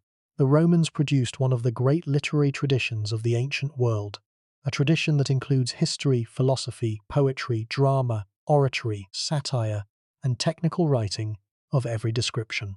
The Greeks produced an even greater one, but the Etruscans, who were literate for at least 5 centuries, who developed a writing system and used it extensively, who were known to possess books on religion, divination, land measurement, city founding, and other subjects, have left us virtually nothing in their own words beyond short inscriptions. The perishable materials on which the Etruscans wrote, the linen scrolls, the wax tablets, the wooden boards, have not survived the centuries, and the process of Romanization, which replaced Etruscan with Latin as the language of daily life, ensured that no one had reason to copy or preserve the Etruscan texts once the language was no longer understood. The absence of Etruscan literature is not merely an inconvenience for modern scholars. It is a catastrophic and irreversible loss of human knowledge, a wound in the record of human civilization that can never be fully healed. Every piece of Etruscan literature that was not copied, that was not translated, that was not preserved by some accident of survival is gone forever. We know from Roman references that the Etruscans possessed a rich literary and religious tradition. Cicero discusses Etruscan books of divination with the seriousness of a man who recognizes their intellectual weight, even as he questions some of their specific claims. Pliny the Elder cites Etruscan authorities on subjects ranging from agriculture to natural philosophy. The late Roman writer Arnobius refers to Etruscan cosmological texts that described the lifespan of the world and the nature of the gods with a specificity and a systematic rigor that suggests a developed theological tradition comparable in ambition, if not in surviving evidence, to the theological traditions of Greece and Rome. None of these texts survive. We know of them only because Roman authors who could still read Etruscan or who had access to Latin translations or summaries of Etruscan works mentioned them in passing in their own writings. These fleeting references are like the shadows of lost mountains, outlines that suggest the shape and scale of what once existed, but that cannot convey the substance. The Etruscan understanding of their own history, their own mythology, their own philosophy, their own science, their own sense of who they were and what they meant in the larger story of human civilization has been replaced by silence. And in that silence, others have spoken for them, telling the Etruscan story in words and from perspectives that the Etruscans themselves would not have recognized and might not have accepted. The Romans told the Etruscan story as a prelude to their own greatness, as the narrative of a people whose primary significance lay in preparing the ground for the civilization that would replace them. The Greeks told the Etruscan story as a cautionary tale about barbarian luxury and moral decadence, projecting their own cultural anxieties onto a people whose social customs, particularly the relative freedom of Etruscan women, offended Greek sensibilities and challenged Greek assumptions about the natural order of society. Modern scholars tell the Etruscan story as best they can, from the evidence that remains, with honesty and care, and a deep awareness of how much they do not and cannot know. But none of these tellings is the Etruscan telling. The people who lived the story have no voice in its narration. The recent work of scholars, such as John McIntosh Turfer and Rex Wallace, among others, has pushed the boundaries of what can be recovered from the surviving evidence, using new technologies and new methodologies to extract information from inscriptions and artifacts that earlier generations of scholars had considered exhausted. Digital imaging techniques have revealed inscriptions that are invisible to the naked eye, hidden beneath layers of corrosion or obscured by the deterioration of the surfaces on which they were carved. Chemical analysis of pottery and metalwork has traced trade routes and workshop affiliations with a precision that was impossible a generation ago. The application of statistical methods to the Etruscan linguistic corpus has identified grammatical patterns and vocabulary relationships that hand analysis had missed. Each advance brings us incrementally closer to understanding the Etruscan world, and each advance deserves celebration. But each advance also reminds us of how far we remain from anything approaching a complete understanding of the Etruscan mind, and of how much was permanently lost when the last Etruscan speaker fell silent and the last Etruscan book crumbled into dust. The silence at the heart of Etruscan studies is not a silence that scholarship can fully break. It is a silence that scholarship can only map, measuring its depth and its extent with instruments of increasing precision, while acknowledging that the sound it was meant to contain is gone beyond recovery. The deeper truth about the Etruscans is not that they were forgotten. It is that they were overwritten, and the distinction between forgetting and overwriting is crucial, because it reveals something profoundly important about how civilizations construct their identities, how they maintain those identities across generations, and how, in the process, they inevitably distort or erase the identities of others. Forgetting is passive. It happens when the chain of transmission breaks, when the last speaker of a language dies, when the last scribe puts down his stylus, when the libraries burn and no one copies the scrolls. Forgetting is what happened to the Hittites, who were so thoroughly erased by the catastrophe that destroyed their empire that their very existence was unknown for 3,000 years. Overwriting is different. Overwriting is active.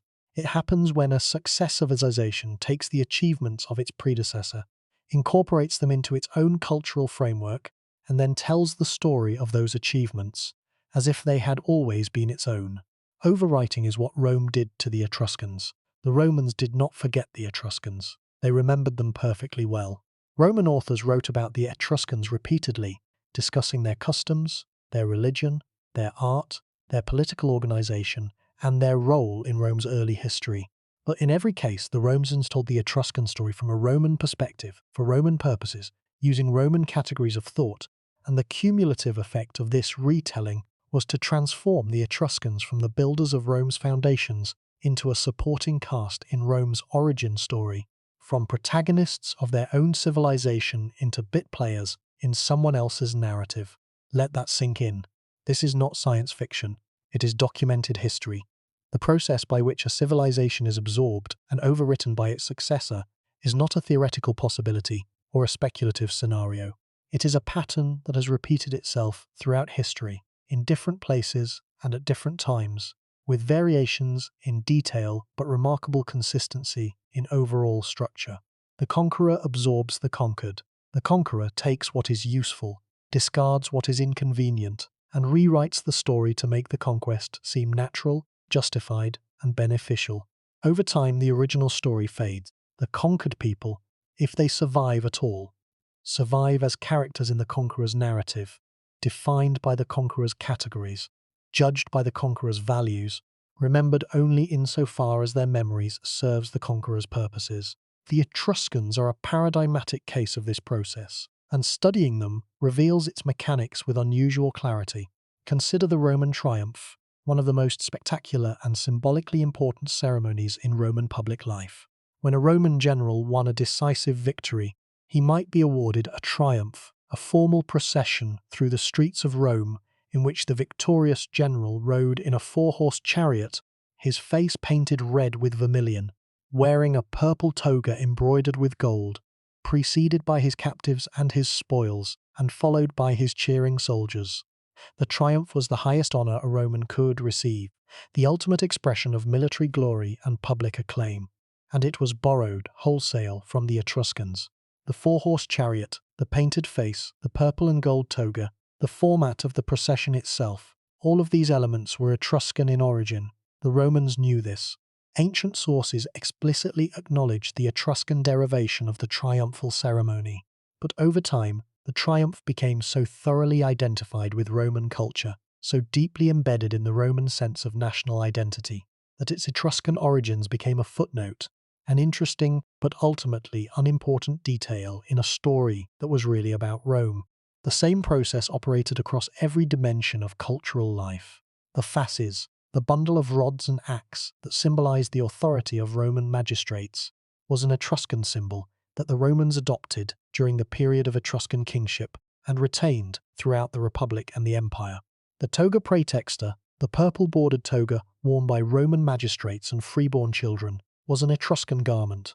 The curule chair, the folding ivory seat of Roman magisterial authority, was Etruscan in design. The practice of reading the future in the entrails of sacrificed animals was Etruscan. The practice of reading omens in the flight of birds was Etruscan. The architectural forms of the Roman temple, with its high podium, its deep porch, and its emphasis on the frontal approach, were Etruscan rather than Greek in origin, a fact that distinguishes the Roman temple from the Greek temple, which is designed to be viewed and approached from all sides.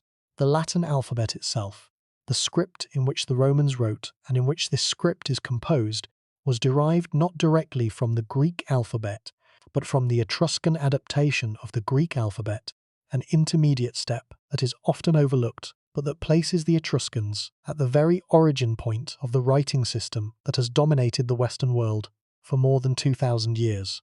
Let that sink in. Something is wrong with our assumptions about the origins of Western civilization.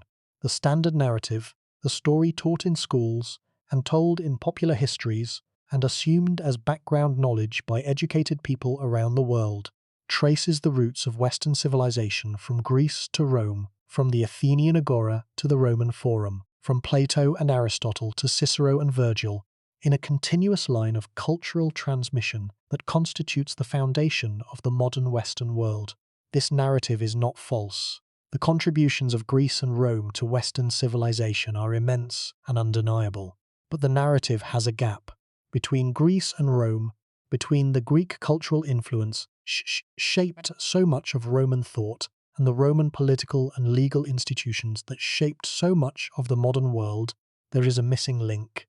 That link is Etruria. The Etruscans received Greek culture, adapted it, transformed it, and transmitted it to Rome in forms that Rome then developed and projected across the Mediterranean and beyond. Without the Etruscan intermediary, the connection between Greece and Rome would have taken a very different form, and the civilization that emerged from that connection would have been a very different civilization. The depth of this cultural mediation goes further than most scholars have been willing to acknowledge publicly. Though the evidence has been accumulating for decades, the Etruscans did not merely pass on Greek culture to Rome unchanged.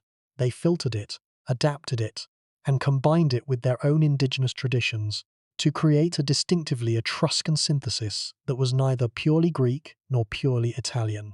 When the Romans encountered Greek culture, they encountered it not directly, but through the Etruscan lens, already adapted, already interpreted, already made accessible and usable by an intermediary culture that had been absorbing Greek influence for centuries. The Roman temple does not look like a Greek temple, because the Romans did not learn temple building from the Greeks. They learned it from the Etruscans, who had already reinterpreted Greek temple architecture according to their own aesthetic and functional preferences. The Roman approach to divination does not match the Greek approach because the Romans learned divination not from the Greeks but from the Etruscans, who practiced forms of divination, particularly haruspicy, that had no Greek equivalent. The Roman alphabet does not match the Greek alphabet exactly, because the Romans adopted the Etruscan version of the Greek alphabet, with the modifications and adaptations the Etruscans had already introduced. At every point where Roman culture shows Greek influence, the Etruscan intermediary is present, shaping the transmission, colouring the reception, determining the form in which Greek ideas entered the Roman world. The deeper truth, the truth that the archaeological record reveals with increasing clarity as more evidence is uncovered, is that the foundation of Roman civilization was not purely Roman at all. It was a composite, a fusion of Italian, Etruscan, and Greek elements, assembled over centuries through processes of contact, borrowing, adaptation, and, eventually, conquest and absorption.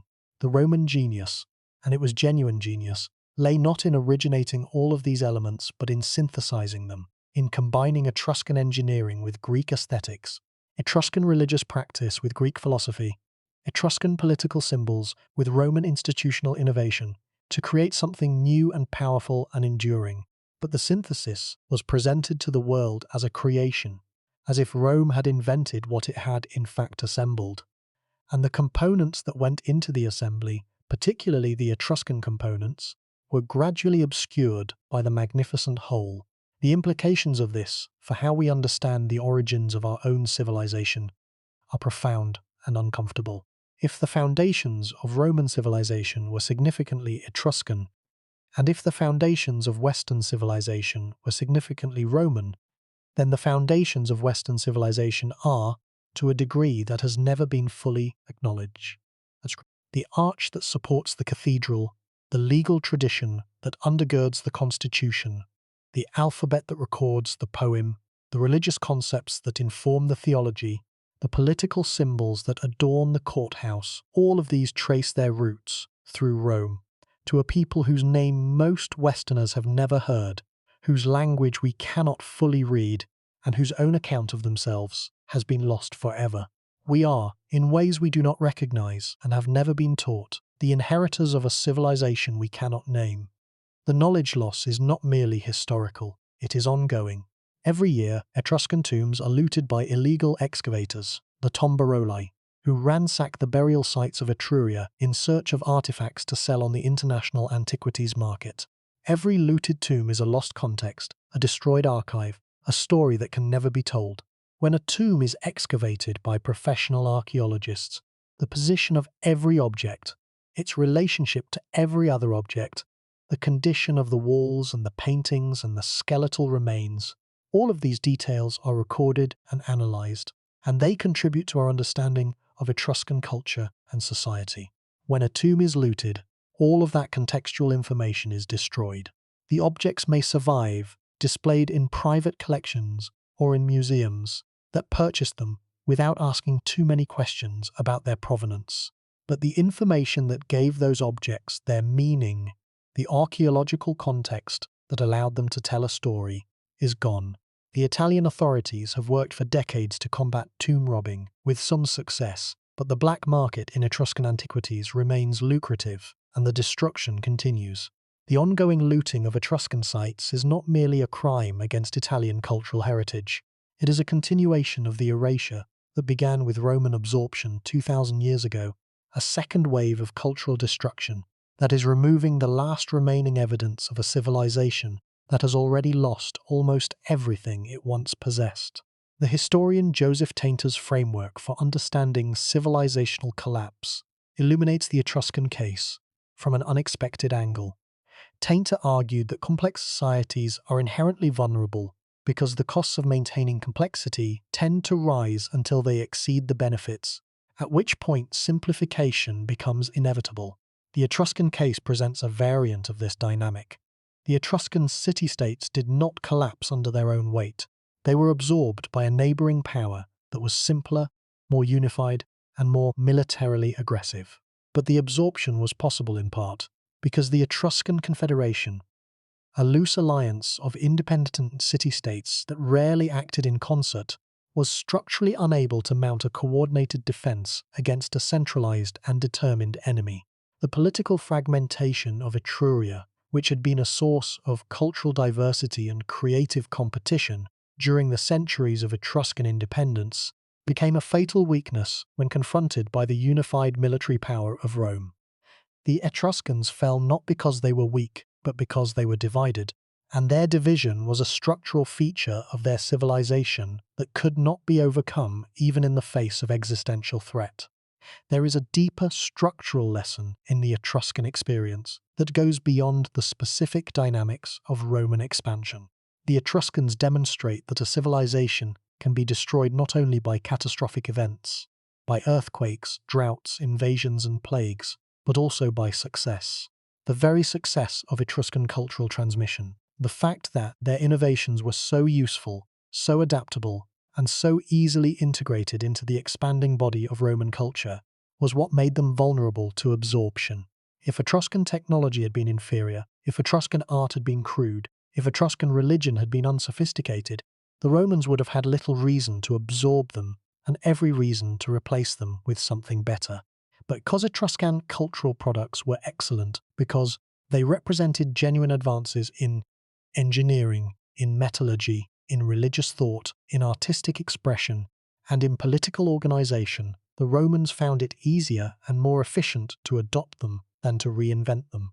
And in adopting them, the Romans made them Roman. The excellence of Etruscan achievement was the instrument of Etruscan erasure. The better the Etruscans were at what they did, the more completely they were consumed by the civilization they had nurtured. This dynamic has a modern resonance that is difficult to ignore. In the contemporary world, the absorption of smaller cultures by larger, more powerful ones is an ongoing process, driven not by military conquest but by economic integration, by the spread of global media, by the dominance of a small number of world languages, and by the homogenizing pressures of globalization. Languages are dying at an accelerating rate. According to scholarly estimates, roughly half of the approximately 7,000 languages spoken on Earth today may fall silent within the next century, taking with them the unique knowledge systems, the unique ways of understanding and categorizing the world that each language embodies. Indigenous cultures around the world are being absorbed into the dominant cultural sphere. Their distinct traditions, their unique artistic practices, their specialized ecological knowledge, their irreplaceable perspectives on the human condition are being lost or flattened into tourist-friendly caricatures that preserve the surface while destroying the substance. The mechanisms are different from those that operated in the ancient world. There are no legions marching through Etruria, no cities being sacked, no populations being enslaved. But the result is structurally identical. The smaller culture is absorbed by the larger. The innovations of the absorbed culture are adopted by the absorber.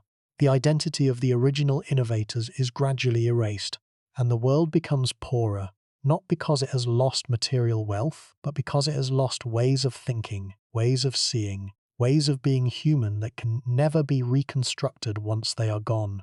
The Etruscans also raised the uncomfortable question of what it means to inherit a civilization that we do not fully understand. Every time we write a letter of the Latin alphabet, we are using a tool that passed through Etruscan, hands on its way from the Greek world to ours. Every time we walk through an arched doorway, we are benefiting from a structural innovation that the Etruscans pioneered in Italy.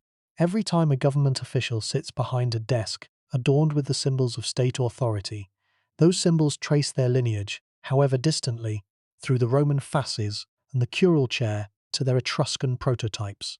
We use these tools and inhabit these spaces without any awareness of their Etruscan origins, just as we eat foods, speak words, follow customs, and observe traditions whose origins are lost in the deep past of cultures we have never heard of. We are, all of us, the inheritors of forgotten innovators, the beneficiaries of unnamed predecessors, the downstream recipients of an accumulation of human ingenuity that stretches back far beyond the horizon of recorded memory.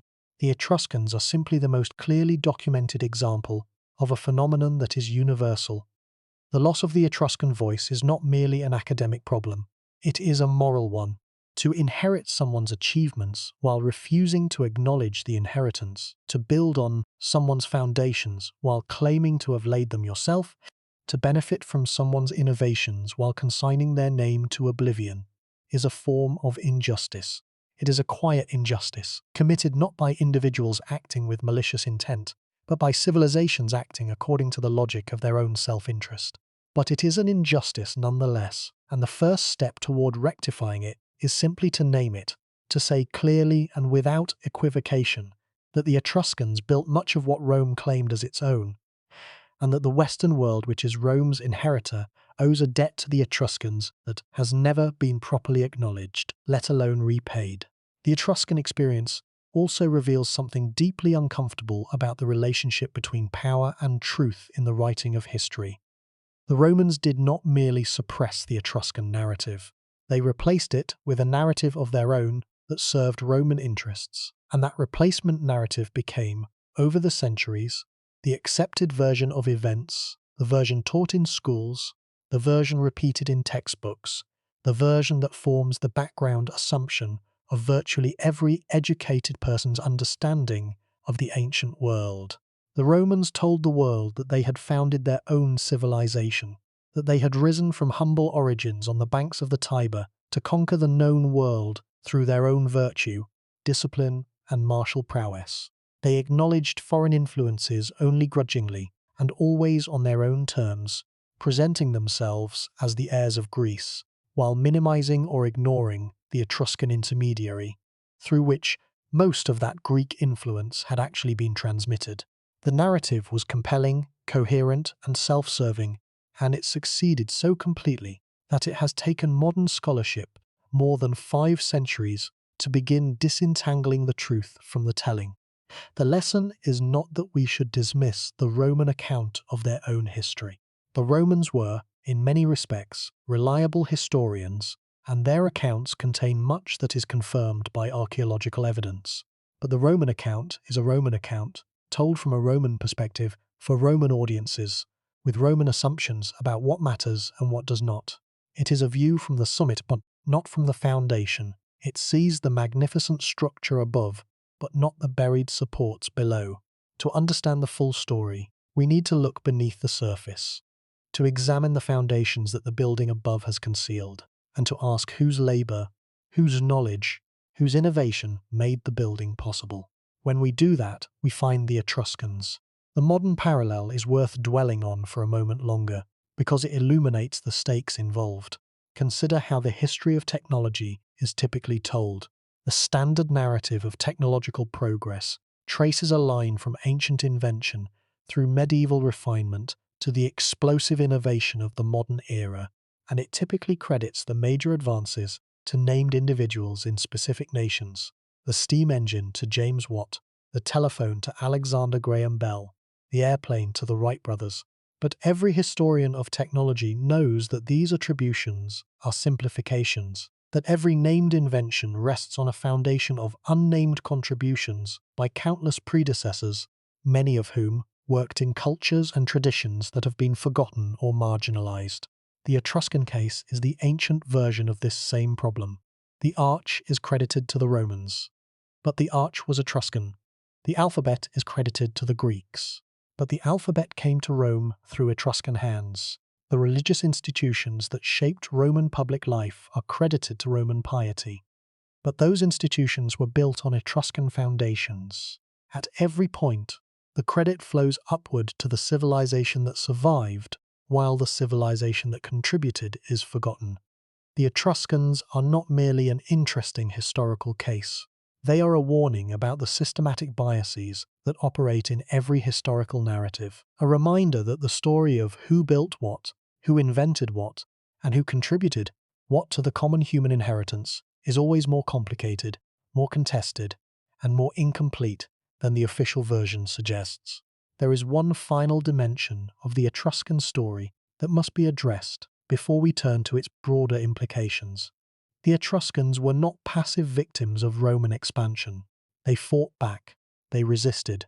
They formed alliances with other Italian peoples against the common Roman threat. They fought wars that lasted for decades. They inflicted defeats on Roman armies that the Romans remembered with bitterness for centuries. The Etruscan resistance to Rome was fierce, prolonged, and at times surprisingly effective, but it was also, ultimately, futile, because the structural advantages that Rome possessed, its unified command, its larger manpower reserves, its willingness to absorb former enemies into its own citizen body, and thereby grow stronger with each conquest, were advantages that the fragmented Etruscan city-states could not match. The Etruscans fought for their independence with courage and determination. They simply lost, and the losers, as always, had their story told by the victors. The numbers are striking when we tally what the Etruscans left behind and what was lost. More than 10,000 inscriptions survive, but not a single book. More than 6,000 tombs have been identified at Tarquinia alone, but not a single house of the living. More than 200 painted tombs preserve images of Etruscan life, with a vividness that no written description could match, but not a single painting from an Etruscan home or public building has survived. The Etruscans built cities that housed tens of thousands of people, but those cities have been continuously occupied since antiquity, and the Roman, medieval, and modern buildings that stand on their ruins have buried the Etruscan layers beneath meters of accumulated construction. The Etruscans wrote histories, philosophies, and religious texts that Roman authors described with respect, and sometimes with awe, but every single one of those texts has been lost. The Etruscans produced bronze sculptures of a quality that places them among the finest metalworkers in the ancient world, but the vast majority of Etruscan bronzes were melted down in antiquity or in later centuries, and only a handful of masterpieces survived because they were buried or lost before the smelters could reach them. The material record of the Etruscan civilization is simultaneously rich and devastatingly incomplete, a collection of fragments that hint at a whole that we will never fully see. What does the Etruscan story mean for us, the inheritors of the civilization that was built, in part, on Etruscan foundations that we have never acknowledged? What does it mean to discover that the origins of our culture are not what we were taught, that the story we have told ourselves about where we come from is incomplete in ways that are not merely accidental but structural, woven into the very fabric of the narrative by the same processes of cultural absorption and overwriting that erased the Etruscans in the first place? It means, at the most fundamental level, that the stories civilizations tell about themselves are always, to some degree, fictions. Not lies exactly, fictions. Constructed narratives that emphasize certain elements, minimize others, and arrange the whole into a pattern that serves the present needs of the society telling the story. The Roman story of Rome's origins was a fiction of this kind, a narrative that cast the Etruscans as tyrants whose overthrow liberated the Roman people, a narrative that served the political needs of the Republic by providing a founding myth that justified its institutions and its values. The modern Western story of Western civilization's origins is a fiction of the same kind, a narrative that traces a clean line from Athens to Rome to the modern world, passing over the Etruscan contribution as if it were an irrelevant detour rather than a foundational element. This is not a counsel of cynicism. Recognizing that historical narratives are constructions does not mean that all narratives are equally false or that historical truth is impossible. It means that historical truth is harder than it looks, that it requires a willingness to question the stories we have inherited, to look for the gaps and the silences, and to ask who has been written out and why. The Etruscans were written out of the story of Western civilization, not because they were unimportant, but because acknowledging their importance would have complicated the narrative in ways that were politically inconvenient for the Romans and culturally uncomfortable for the inheritors of Roman tradition. Putting them back in is not merely an act of scholarly correction. It is an act of justice, a recognition that the people who built the foundations deserve to be remembered as builders rather than forgotten as footnotes. There is a philosophical dimension to the Etruscan story that transcends the specific details of ancient history and touches on questions that are universal and timeless. The Etruscans raise the question of what it means to be remembered, and whether being remembered accurately matters as much as being remembered at all. The Etruscans are not entirely forgotten. Their name survives, their art is displayed in museums, their tombs are tourist destinations. Scholars study them, write books about them, argue about them with the passionate intensity that only truly important puzzles can inspire. But they are remembered on other people's terms. They are remembered as the people who came before Rome, as the mysterious precursors, as the enigmatic civilization that contributed to the rise of something greater. They are not remembered as they remembered themselves, because we do not have access to their self-understanding. Their voice has been replaced by our interpretations, their story by our reconstructions, their identity by our categories. They exist in our historical consciousness not as subjects but as objects, not as narrators but as characters in someone else's story. This raises a question that has implications far beyond the ancient world. How many other voices have been silenced in the same way? How many other civilizations have been absorbed, overwritten, and forgotten, their contributions claimed by their successors, their identities dissolved into the identities of the cultures that consumed them? The historical record, by its very nature, is written by the survivors, by the civilizations that endured long enough to produce the texts and the monuments that have come down to us. The civilizations that did not endure, that were conquered or absorbed or simply faded away, are known to us only through the fragmentary and often biased testimony of their successors. The history we have is not the history that happened.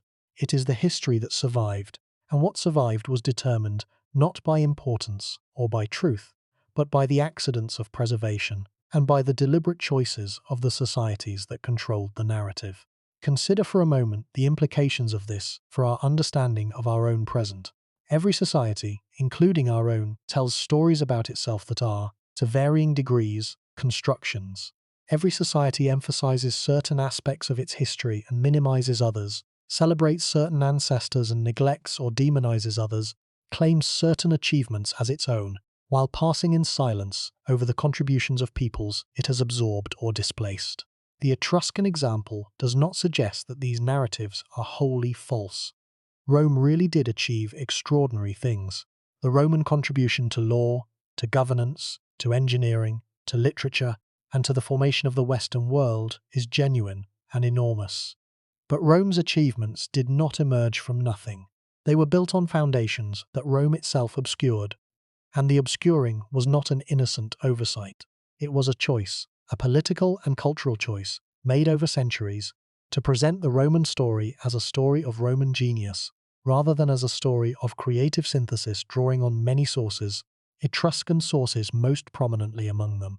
The uncomfortable truth, the truth that the Etruscan case forces us to confront, is that every civilization's founding story is a simplification, and every simplification involves losses. The knowledge that is lost when a civilization is absorbed, the languages, the literature, the perspectives, the unique ways of understanding the world that belonged to the absorbed people, is not merely academic knowledge of interest only to specialists. It is human knowledge, knowledge about how to live, how to build, how to worship, how to govern, how to make peace, how to understand the relationship between human beings and the world they inhabit. Every time a civilization is overwritten, some portion of that knowledge is destroyed, and the civilization that replaces it is impoverished by the loss, even if it does not know what it is missing. The idea that progress is linear, that each generation inherits the full achievements of the last and adds to them, that civilization moves forward in a steady upward climb from ignorance to enlightenment, is one of the deepest assumptions of the modern world, and it is an assumption that the Etruscan story directly contradicts. The Etruscans possessed knowledge that was lost when they were absorbed. Their metallurgical techniques, particularly the gold granulation method that produced jewelry of a delicacy modern craftsmen struggle to match, were not improved upon by their Roman successors. They were lost, replaced by Roman techniques that were competent, but that did not achieve the same level of refinement. Their religious system, whatever its specific content, represented centuries of accumulated theological reflection and practical ritual experience that was systematically dismantled by Romanization, not because it was inferior, but because it was Etruscan, and being Etruscan was no longer acceptable in a Roman world. Their language, with its unique grammar, its unique vocabulary, its unique ways of categorizing experience and expressing thought, carried knowledge that could not be translated into Latin without loss, because every language embodies a way of seeing the world that is not fully reproducible in any other language. When the Etruscan language died, a way of seeing the world died with it, and that way of seeing has not been replaced because it cannot be. It is gone. This pattern of loss through absorption has implications that extend well beyond the specific case of the Etruscans and the Romans. It suggests that the process of civilizational growth, the process by which larger political and cultural units absorb smaller ones, is not simply a process of aggregation and accumulation. It is also a process of destruction, a process that eliminates diversity, that reduces the range of human cultural expression, that narrows the repertoire of human knowledge, even as it expands the reach and the power of the surviving culture. The Roman Empire was one of the greatest political achievements in human history, but its creation required the destruction of hundreds of smaller cultures, each of which possessed its own language, its own traditions, its own art, its own understanding of the world. The Etruscans are simply the most prominent and the best documented of these casualties, but they were not the only ones. Across the vast extent of the Roman world, from Britain to Mesopotamia, from the Rhine to the Sahara, the expansion of Roman power was accompanied by the contraction of cultural diversity. As local languages gave way to Latin, local customs gave way to Roman customs, and local identities were submerged beneath the universal identity of Roman citizenship. The parallel with our own time is uncomfortable but inescapable. The modern world is undergoing a process of cultural consolidation that is, in many respects, analogous to the Romanization of the ancient Mediterranean. A small number of world languages, principally English, Mandarin, Spanish, and Arabic, are expanding their reach at the expense of thousands of smaller languages, many of which are spoken by only a few hundred or a few thousand people. A small number of cultural models, predominantly Western in origin, are being adopted around the world, displacing local traditions and local ways of life that have endured for centuries or millennia. The process is driven not by military conquest, as it was in the Roman case, but by economic forces, by media penetration, by the educational systems of nation-states that promote national languages at the expense of local ones, and by the simple pressure of modernity, which rewards conformity to global norms and punishes cultural distinctiveness. The result is a world that is becoming simultaneously more connected and less diverse, a world in which more people can communicate with each other across cultural boundaries, but in which fewer and fewer cultural boundaries remain, because the cultures themselves are disappearing. The Etruscan case reminds us that this process of consolidation, however beneficial it may appear in the short term, carries a long-term cost that is difficult to measure and impossible to reverse. Every language that dies takes with it a way of seeing the world. Every tradition that disappears takes with it knowledge that cannot be recovered. Every culture that is absorbed into a larger whole contributes something to that whole, but also loses something that was uniquely its own, something that the larger whole cannot reproduce, because it does not know what it has lost. The Etruscans contributed enormously to Roman civilization, and through Rome, to Western civilization. But the Etruscans also possessed knowledge, perspectives, and ways of being human that were not transmitted, that were lost in the process of absorption, and that we will never recover. We do not know what they were, because the evidence that would tell us has been destroyed. We know only that they existed, that they mattered, and that they are gone. There is a pause that occurs naturally at this point, a moment when the mind reaches beyond the specific facts of the Etruscan case and grasps something larger and more troubling. If the foundations of our own civilization contain components that have been hidden from us, if the story we tell about our origins is incomplete in ways we have only begun to understand, what else might we be missing? What other foundations might be hidden beneath the structures we take for granted? What other peoples, What other innovations, what other contributions might be buried beneath the official narrative, invisible not because they are unimportant, but because acknowledging them would require us to tell a more complicated, less flattering, and ultimately more honest story about who we are and where we come from. The Etruscans cannot answer these questions for us. They have been silent for 2,000 years, and no amount of archaeological excavation or linguistic analysis can fully restore their voice. But they can remind us that the silence is there.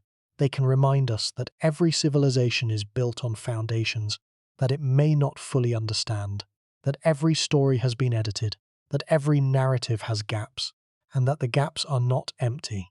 They are full of the unheard voices of the people who were there before, the people who built what we inherited, the people whose names we have forgotten or never knew. The Etruscans gave us the arch, the alphabet, the religious rituals, the political symbols, and the engineering techniques that Rome would use to build the foundation of the Western world. And in return, we gave them silence. That silence is not just their loss, it is ours. And so we come to the Etruscan tombs, to the painted chambers beneath the soil of Tarquinia, where men and women dance and feast and play music in colours that have survived 25 centuries of darkness. The dancers are still dancing, the musicians are still playing, the banqueters are still reclining on their couches, wine cups in hand, gazing at each other across a table that was set for eternity. The colours are still bright, the blues and the reds and the greens and the ochres, applied by hands that knew what they were doing, hands that had been trained in workshops, where the traditions of Etruscan painting had been passed down from master to apprentice across generations. These paintings were never meant to be seen by us. They were meant for the dead, sealed in the dark with the bodies of the people they commemorated, images of a life that was expected to continue in some form beyond the boundary of death. But the dead are gone, and the paintings remain, and they speak to us across the centuries in a language that requires no translation, the language of human joy and human connection, and the fierce desire to preserve what is beautiful against the encroachment of oblivion. The Etruscans built a civilization. They mined the earth for metals and shaped those metals into objects of surpassing beauty and practical utility. They drained marshes and channeled rivers and transformed the landscape of central Italy into one of the most productive agricultural regions in the Mediterranean world. They developed an alphabet and used it to record their laws and their prayers and their knowledge of the divine will. They sailed the Western Mediterranean and traded with the greatest civilizations of the ancient world. They built cities that endured for centuries and tombs that have endured for millennia. They taught Rome how to build, how to worship, how to govern, how to read the will of the gods in the flash of lightning and the flight of birds. They did all of this, and then they were absorbed, digested, metabolized by the very civilization they had nurtured, until the name Etruscan became a curiosity, a scholarly term, a label applied to artifacts in museum cases, by experts who can describe what the Etruscans made, but cannot fully explain what the Etruscans meant. The sarcophagus of the spouses still gazes out from its case in the Villa Julia, the husband and wife reclining together in an intimacy that has outlasted every empire that has risen and fallen since they were laid to rest. Their faces are calm, their gestures are gentle. They look at each other with an expression that we recognize, because it has not changed in 2,500 years, the expression of two people who share a life and who believe, or at least hope, that their bond will survive the passage from this world into whatever comes next. We do not know their names. We do not know their story. We do not know what they said to each other in the Etruscan language that was their mother tongue and that no one on earth can now speak. We know only that someone loved them enough to commission this sarcophagus, and that the artist who made it understood something about love and partnership and human dignity that transcends the boundaries of language and culture and time. The Etruscans are not entirely gone. Their blood runs in the veins of the people of Tuscany. Their engineering lives in the arches that span the bridges and support the cathedrals of the Western world. Their alphabet, filtered through Latin, is the alphabet in which these words are written and in which they will be read. Their religious practices absorbed and transformed by Rome, echoed through centuries of Roman worship, and left traces in the rituals and the symbolism that the Western world inherited from its Roman past. The Etruscans are present in ways we do not see, in ways we have never been taught to see, in the foundations beneath the foundations, in the first layer of the palimpsest upon which Western civilization was written. They are the invisible architects, the unacknowledged builders, the silent presence beneath the floor of every structure the Western world has raised since Rome first learned, from Etruscan hands, how to shape a stone into an arch. If you walk the streets of a modern Italian city, if you pass beneath the arched gateway of a medieval church, if you stand in a government building adorned with the symbols of republican authority, you are standing in the Etruscan inheritance, whether you know it or not.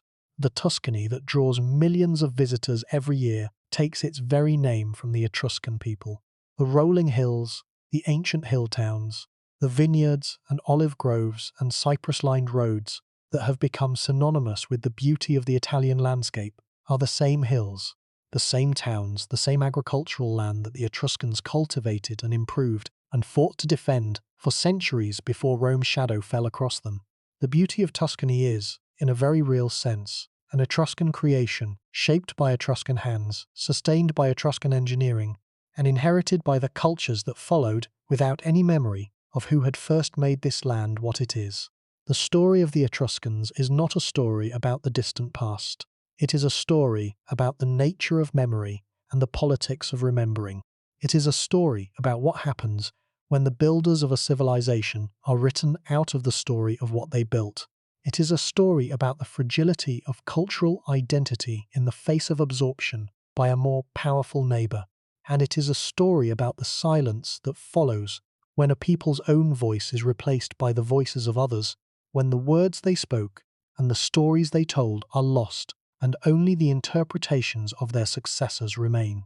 But they are silent. Their voice, their own voice, the voice in which they told their own stories and sang their own songs and prayed to their own gods and argued about their own politics and declared their own love, that voice has been silent for 2,000 years. The last person who could hear it was an emperor who wrote 20 volumes about what he heard. And those 20 volumes are ashes and dust, lost as completely as the voice they tried to preserve. We stand in the painted tombs and look at the dancers, and we cannot hear the music they are dancing to. We look at the banqueters and cannot hear the conversation. We look at the musicians and cannot hear the melody. The images are there, vivid and alive and full of a joy that reaches across the centuries. But the sound is gone. The meaning is gone. The context that would make everything clear. The language, the literature, the philosophy, the history, the voice, is gone in a way that is absolute and permanent, and beyond the power of any scholarship to restore. What remains is the question. Not the question of who the Etruscans were, though that question is important and worthy of a lifetime of study, but the deeper question, the question that the Etruscans ask simply by existing in the way they exist, present and absent at the same time, visible and silent, foundational and forgotten. The question is this: what else have we forgotten? What other voices have been silenced by the same processes that silenced the Etruscans? What other foundations lie beneath our feet, unacknowledged and unexplored, built by people whose names we have never learned and whose stories we have never been told? And what does it say about us, about our civilization, and its values and its willingness to confront its own history honestly, that we have walked on these foundations for more than 2,000 years without ever looking down to see what holds us up? The painted dancers of Tarquinia do not answer. They cannot. They are images on a wall, pigment on plaster, the last visible trace of a civilization that gave the Western world some of its most important tools and received in return the most complete form of ingratitude, the ingratitude of forgetting. They dance in the dark, as they have danced for 25 centuries, and they will dance long after the last scholar has closed the last book on Etruscan studies and the last tourist has climbed the last stairway out of the last painted tomb. They dance because that is what they were made to do. They dance because someone, long ago, in a language no one can speak, decided that the joy of living was worth preserving, even in the house of the dead. They dance, and the silence around them is not empty. It is full of everything we will never know.